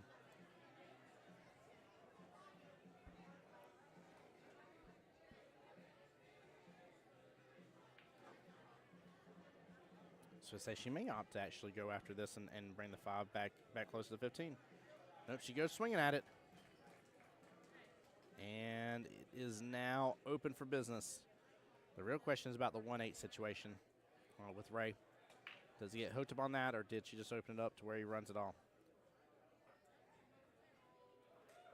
I love this battle between these two, though. This has been amazing. Brian Ambrose over there saying, come on, Erica, finish this. She's done so good in this battle, man.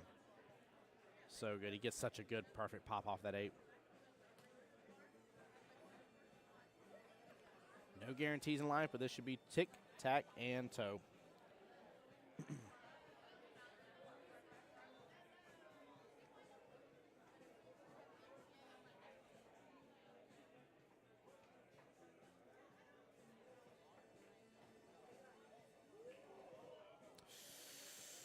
That's why there's no guarantees. That got wild. Oh, my Lance, that got wild. Brian said she's a personal friend of mine. Nice. Sheila said, great time to open up. Looks like that one goes. Yeah. Yeah, he's in a predicament here. Other than being hit behind the 15, this is kind of the worst spot from here that you could be. I mean, again, if you take the 15 out of the equation here and and not hooked behind another object ball. I mean, he is in the pocket, long distance shot. It's a tough one. This is a tough one. Stacey says, "My Lanta, you got this, Erica. Come on." Brian said he got hooked. He did. He did. Stacey over there rooting it on.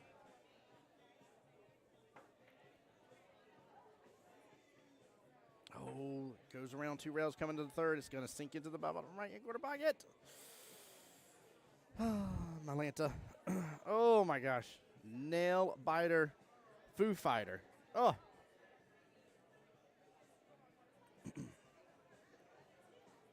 Stacey, the pocket point's blocking it. Stacey, you cutting up over there. I love it. I love a rambunctious chat. Timeout being called. Dale coming to the rescue. Just think, by the way, guys, I want to point something out here real quick. I want y'all to think about this for just a moment.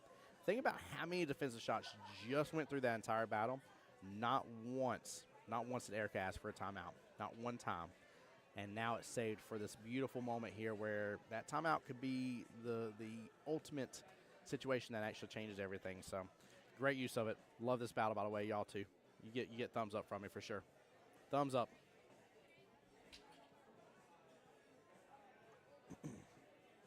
This is amazing. And Gary, a moment ago when he was hooked in that bottom left-hand corner pocket when Ray was hooked, said, "I'd rather have been behind the 15. Oh, man.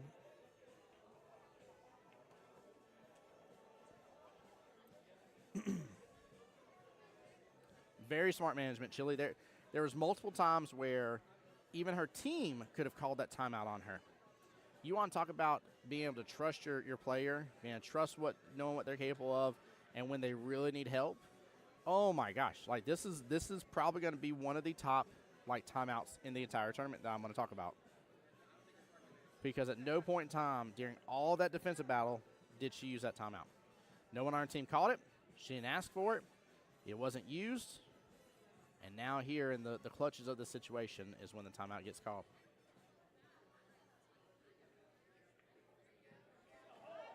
But she has played so well during this battle against a 7, mind you, against a 7. I want y'all to keep that in mind.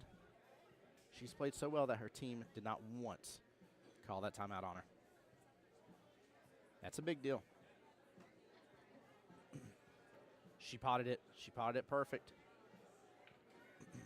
She's in a tough spot for the 8. Brian was talking about that may clip on over and make the 8 here by accident. She was hoping to get a little clip into the 8, but you're absolutely right. There was a risk of it.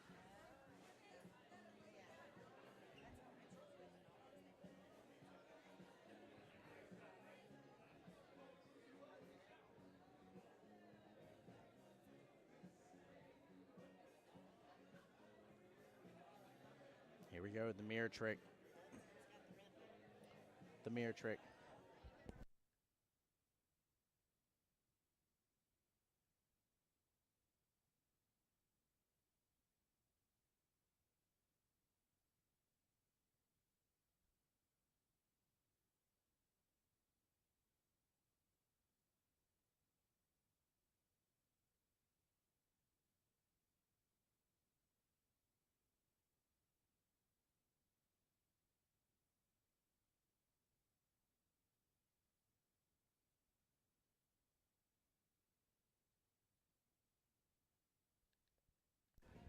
Brian said Erica's opponent is a 7. It's a race to 7. So this is the team captain's format is what this is, Brian. So you're coming into an interesting situation here where this is the team captain format, but it's been modified for teams. I'll explain it to you here in just a second. Let's see how she does this one rail kick. Oh, she hits it so good. She keeps so close. So close. Michael, I'm assuming you meant here at the Moose, but yes, using the beautiful 7-foot tables here, the bar boxes. Mama Lane said, I don't know much about nothing because I would have broken my solids out earlier when so many stripes were on the table. Wrong strategy? Not necessarily. Good out here by Ray. Good out. What a battle. What a gauntlet that was. Goodness gracious. That was beautiful here. Brian, all I did was mute up for just a second. That was me. That was just me muting up. Anytime I flip my my earpiece up here, it just mutes the sound. That way, if I need to talk, like I need to talk to Kim real fast. Chili says, good effort, can't be upset if that's your last attempt. Can't be at all. Can't be at all. From this point forward, Erica will not be back on stream, neither will Ray, no matter what happens here. Back up now, Dale, skill level 7 here for Team Champa Bay versus Mr. David for Team Best Served Cold. Shawnee there said, Erica, you played a minute. Yes. Yes, she did. Stacy said, great battle it was. It was a gauntlet. It was a battle of the ages. Even Raymond Laniers is in the chat. What's up, Raymond? How you doing, brother? One of my favorite people to watch play. Brian says, I play in Moose tournaments there often. I'm a Moose member. Well, then the Moose is on the loose there, Brian. And this place is phenomenal, by the way. Food's been great. Staff's been wonderful. Venue's been lovely as could be. This is a great, great place for this to be hosted. Like, literally, this has been a lot of fun.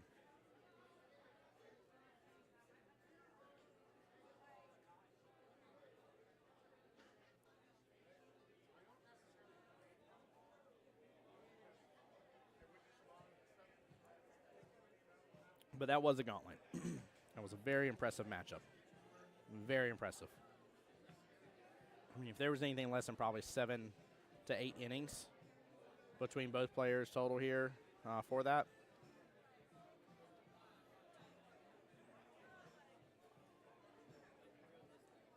But that was awesome to see between those two. I definitely am going to go up after this matchup and shake both their hands because that was amazing. Raymond said, I, in fact, have never ridden a moose myself. Me neither. Me neither. I would have loved to have seen one up in Canada. That would have been pretty cool. I don't think I've seen a moose in real life, to be honest with you. But I have been and seen the Moose Lodge, which is where we're at here. Moose Lodge number 766. Big shout out to them. Right, that was a great battle. It was a brilliant battle.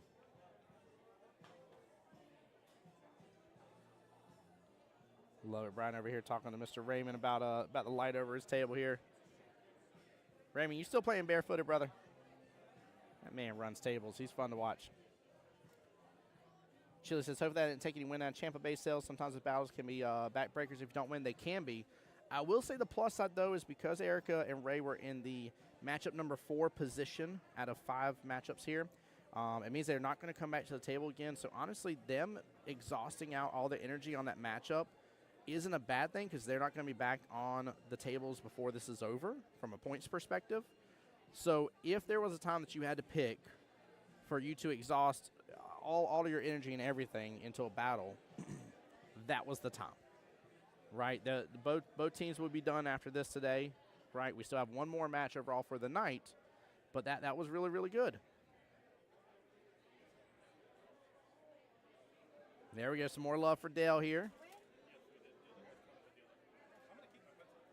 Now, Ms. Zare, I know you, and I know it's not Zare. Will you please tell me again how to pronounce your name? I know you from Rax Billiards here. Seen you in multiple tournaments here. Can you please correct me on that?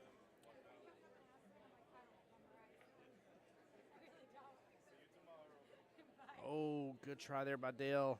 Just a small miss on that side pocket. That was a tough one.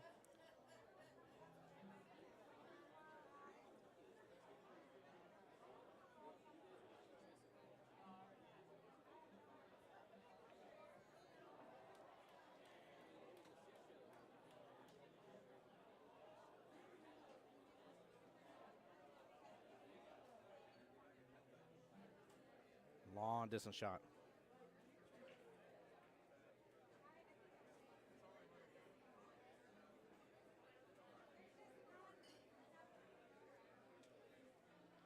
I always wanted to ask Dale what it feels like to have 2 first names. Goodness gracious. Pronounce it with a C rather than an X. Is it Care? Care Qualls? Is that, am I thinking of a different person? You know what? If I'm wrong, I'm wrong. I do apologize. But, Care, how you doing, though?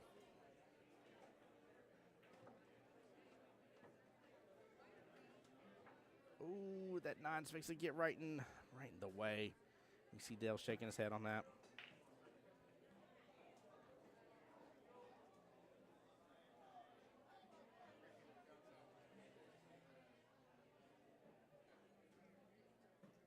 close to maybe a cake. Brian, you messed me up.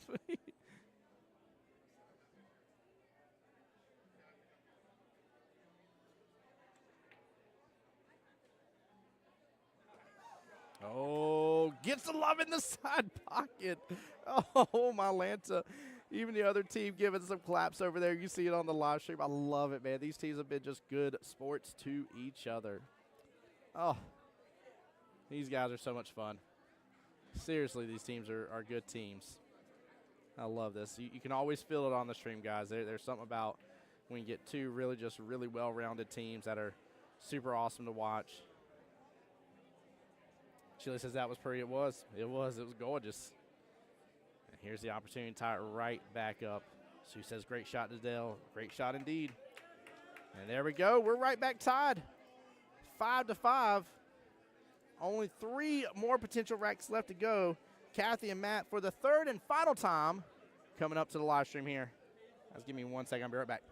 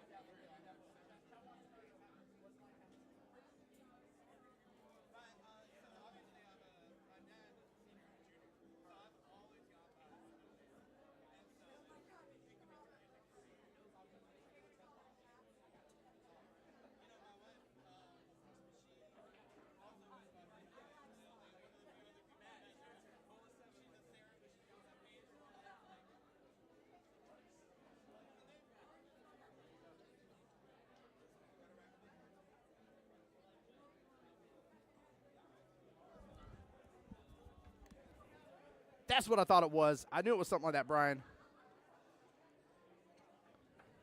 Carre. There we go. Carre? Is it Carre? Carre. I remember it was something like that here. I wanted to be respectful. I was like, I recognize her. Recognize the name.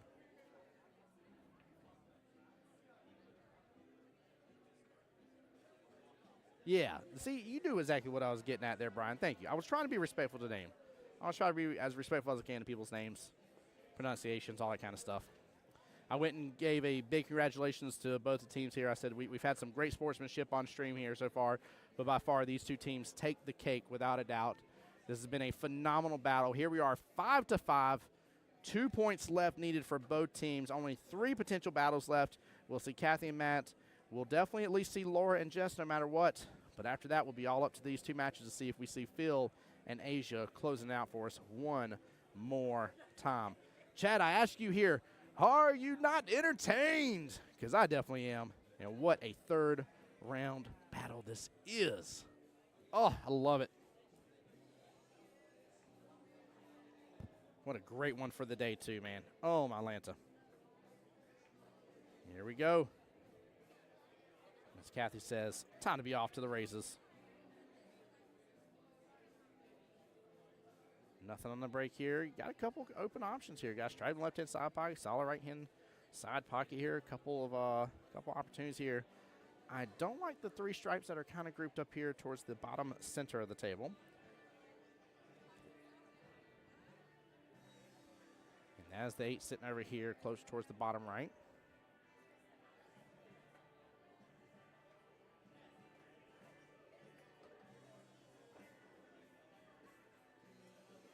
All right. Mr. Matt has determined to be high balls for this one.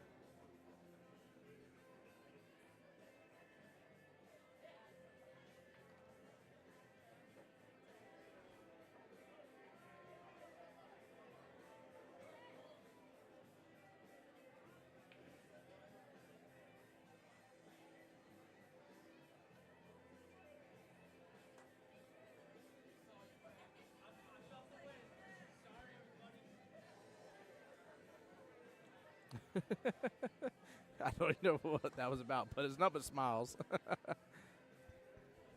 There we go. He's attacking his prom balls right off the bat here. Makes a couple, goes to attack the prom balls. Gets a decent separation, I would say. You still got the 14 tied up close to the 1, But you got a little bit of room now between those 3 stripes there at the center of the table. That's a smart play.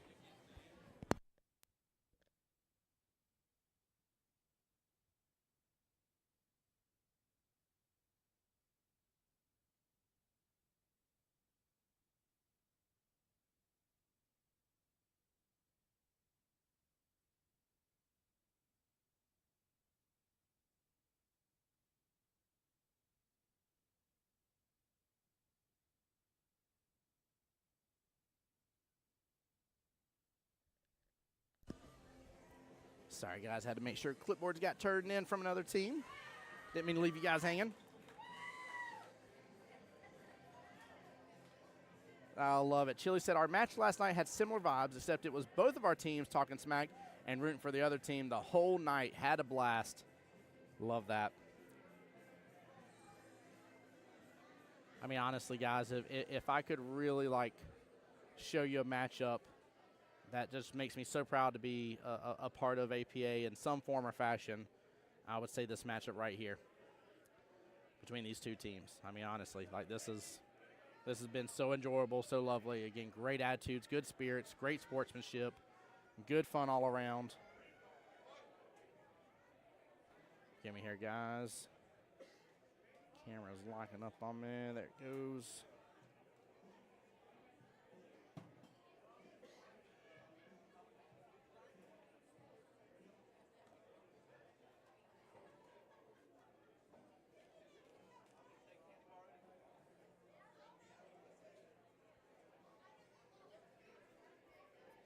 Sorry about that, guys. Give me just a moment.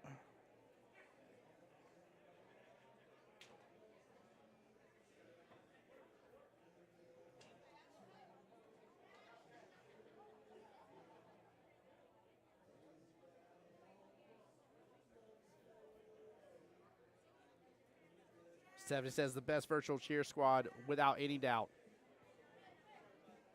Without any doubt in my mind, Miss Stephanie. 100%.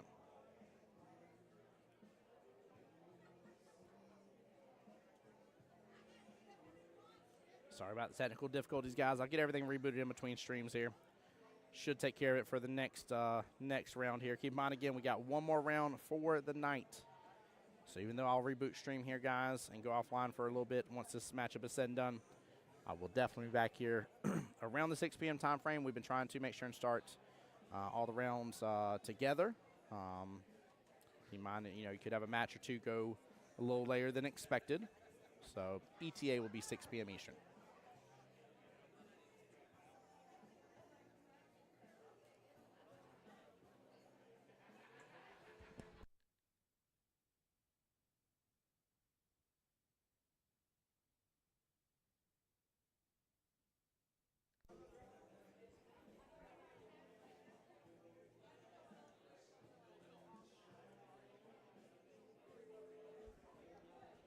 Sorry, guys, having to check in with the league operators here real fast. I know I had a couple clipboards turned into me, and they're getting everything processed and taken care of. Tournament's running smooth as can be, though. If you think just how exciting and wonderful this live stream has been, and the tournament's been already for day one, just think what tomorrow has. Chris Daniels, yes, live stream tomorrow and Sunday as well. I think Sunday we don't start till 10, but tomorrow should be 9 a.m. start time again. Chrissy's saying that was such a beautiful shot to Kathy. Your way to go. Yes, it was. Kathy's doing well. Kathy's doing very well. There's a lot to be said. A lot to be said here.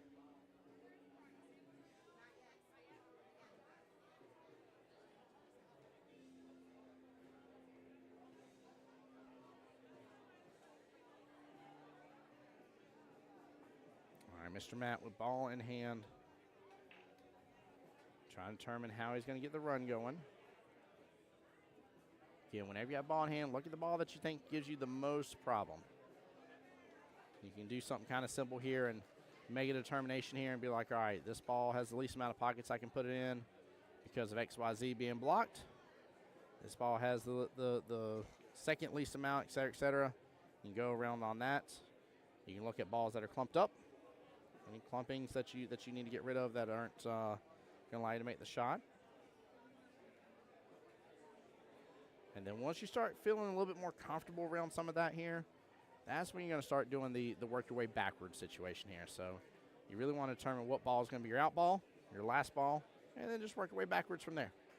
What ball is it that I want to be able to take that 8 ball on? Well, right now that 14 is blocking access to the 8. So I agree with Ray a lot. 14 ball definitely is not doing me any good where it's at. It realistically has the side pocket and maybe, which I don't think it does based on him looking at it, maybe the bottom right here, but if it had the bottom right, he would have set him up differently. Brian says you'll never have better shape than ball in hand. You're absolutely right, my friend. You're so true.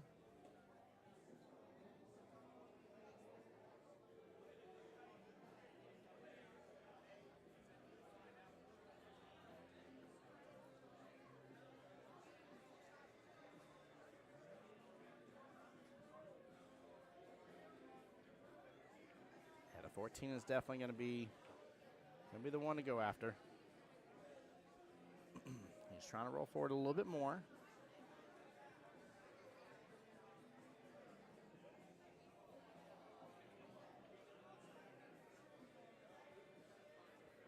That's okay. Good smooth stroke there.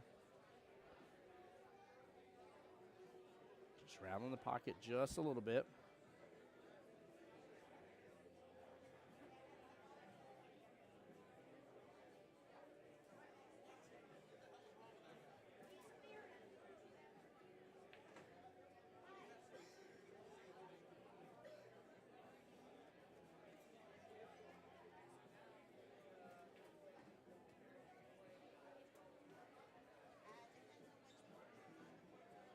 Kathy opted for the 5 here. Actually, that'll work just fine. That'll work just fine. Knocks the 15 away a little bit.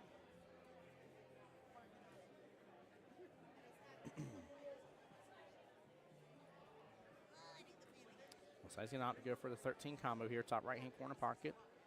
I'd make sure and slow roll this. Don't hit it hard. You really want to leave that 13 sitting there. And he gets a clip into the side of it. 13 rolls on over to the top short rail. He's got good eyes on it.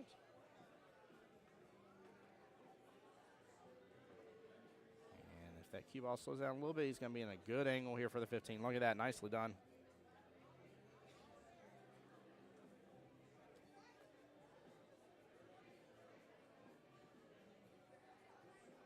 Now, honestly, I think he may be, just because of where the 1 is and the angle he has, he's probably better off just slow rolling this. If he doesn't make it, he's going to rattle right inside the pocket. If he does, he'll have an opportunity on 8 here and just overcuts it just a little too much.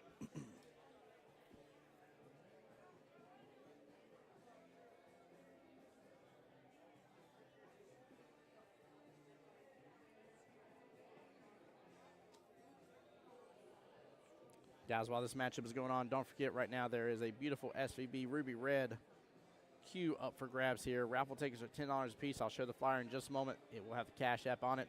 Drawing will be tomorrow for that. For anybody that participates in that and does Cash App, make sure your name is on there. That way they'll put your names physically on the tickets. Tickets do go in the bucket, and you'll have your chance at the drawing here. And that way you can participate from home. All proceeds go on to help out the tournament here. A lot of cost and expense here in renting a place like here, like the Moose Lodge. Good shot here from Mr. Matt. And the first opportunity to get his team to the hill.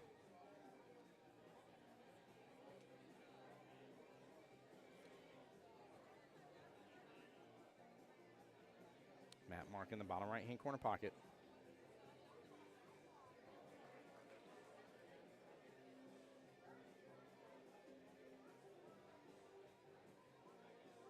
Overcuts the 8 again. That is okay, though. Back up to tables, Miss Kathy. She's got good run potential, actually. She does want to hit into this. I don't want to say too hard, but she wants to get back up table for that 1 ball.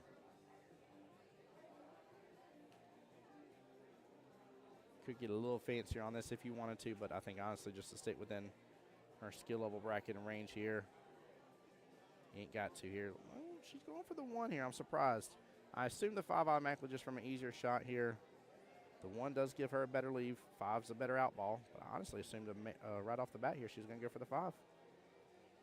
just because this one's a little bit of a tougher cut, a little further away from the pocket. She lands it perfectly, though. She's in shape. She's in shape. And secretly, I see Miss Erica over there jumping up and down, saying about how proud of her she is. Erica looks like she's over there like riding a roller coaster. Chat, y'all can see her right there at the top of the screen. All right. Opportunity goes back to Kathy here. That was honestly the play, but again, I did not think. Usually lower skill levels here, they look at the easier shot and go for that one first. She played that very smart. Fooled me without a doubt. Great opportunity here. So walk around, get her chalk here, take extra moment. Make sure and go through your pre-shot routine. If you're not sure what your pre-shot routine is, by the way, one basic thing you can do is set up a little camera, record yourself playing, and just record yourself playing a few racks here. You'll figure out what your pre-shot routine usually is, the steps you always take between each shot. I ain't saying there shouldn't be, should and shouldn't be certain things in there, but. And she gets here, Champa Bay on the hill first. Nice little hug here. Kathy and Matt, great fight here. 3 battles between them. Well done here. Laura and Jess back to the table. Red Rover, send them on over. What could be the last rack of this matchup here. Let's see what's going on. Chris says, what a game, Kathy. So freaking happy for you. That's right, Chili. Pre-shot routine is one of the best ways to deal with high-pressure shots. That's absolutely right. Absolutely right. Works out very well. David giving a shout out to Kathy here, says, nice out, Kathy. Well done. Well done indeed. Well done indeed, but this isn't over. We have this matchup here, and we could still see Phil and Asia one more time to the table.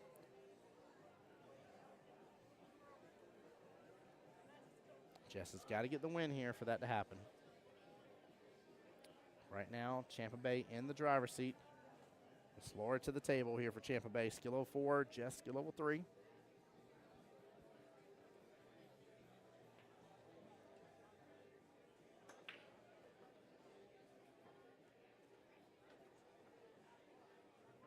Great solid break there. 4 and 7 are going to come close to each other, but eyes on the 1, eyes on the 2, eyes on the 3. Nice, a little bit of a run potential. She just doesn't need to get hooked behind the rest of the stuff from the 1 to the 2.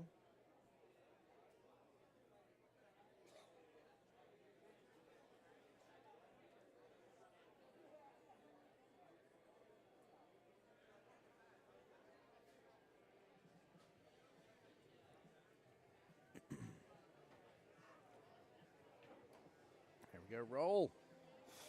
That was my fear right there, is just getting stuck behind the 3-9. That was a great shot in that right-hand side pocket.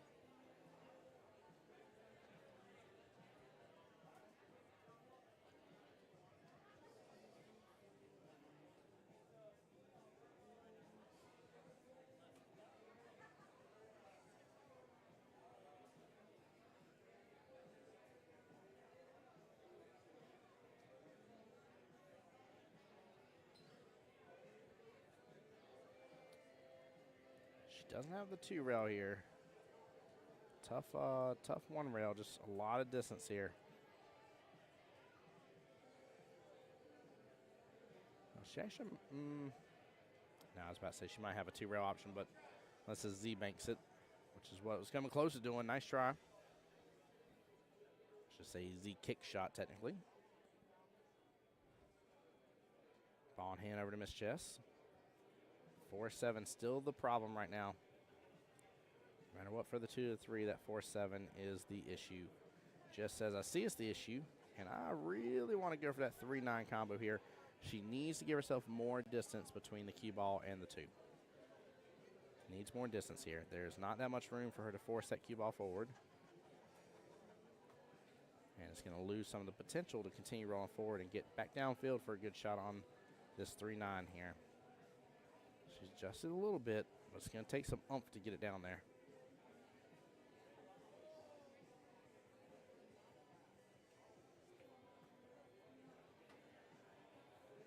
There we go. She gets down there. Slow. She hit that so good. She really got it down there. That was well done.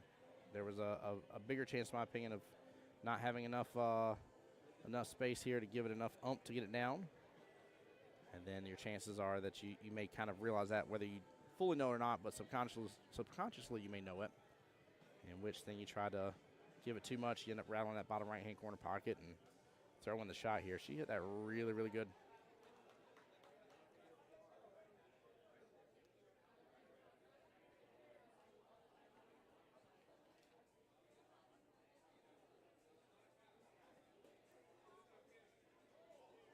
Three-nine combo to bring this up. Hill Thriller.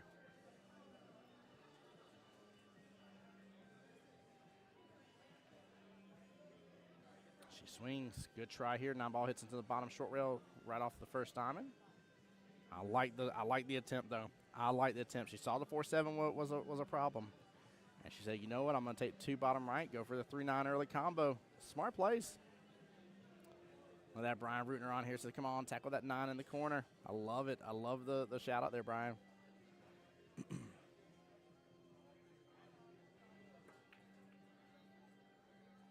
Uh-oh. 9 getting a little wild there. All right, it's not going to be set up for another 3-9 combo.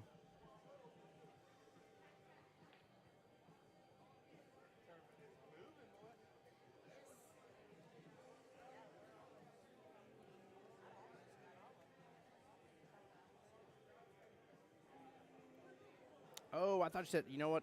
I thought you said tackle the 9. My bad, Brian. No, you did mean rattle there. I got you. I'm sorry.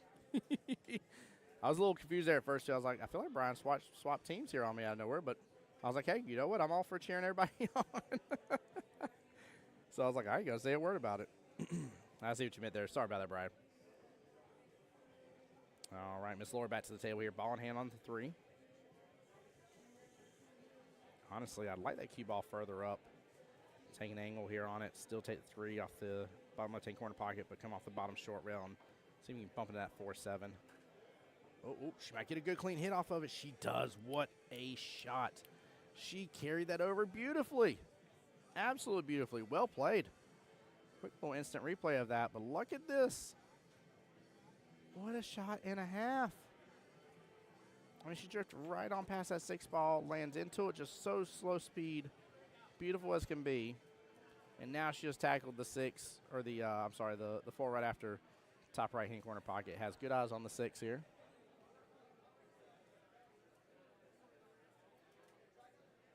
Smooth stroke wins the day here. Follow this forward, come off this bottom short rail. She does. It's going to come out perfect. She's hitting so good on all cylinders right now, chat. All cylinders. As long as there's a clear patch, just a little smidge of bottom here. Don't overdo it. Don't underdo it where it rolls forward. Just a little bottom here. She lands it, pops the 9 right in position. This is for the win here. Miss Laura on the 9 for Champa Bay. And Champa Bay gets the win, 7-5. Way to go. Way to go here. Very well done. Well-deserved amongst both teams. Running the gauntlet here. Again, very impressive match earlier between Erica and Ray that moment ago, between skill 5 versus 7. Chat, feel free to have counted up for me, but if there's anything less than probably 7 total innings between both of them playing defensive shots, I'm going to be surprised. And then nothing but extra stuff throughout the matchup here. Look at the good sportsmanship that you see on the camera there for you as well.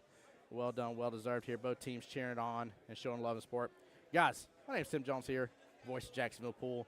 It is an honor and pleasure to give you all the action I can give you here at the wonderful one and only Orlando Invitational, 3rd year here at the wonderful Orlando Moose Lodge.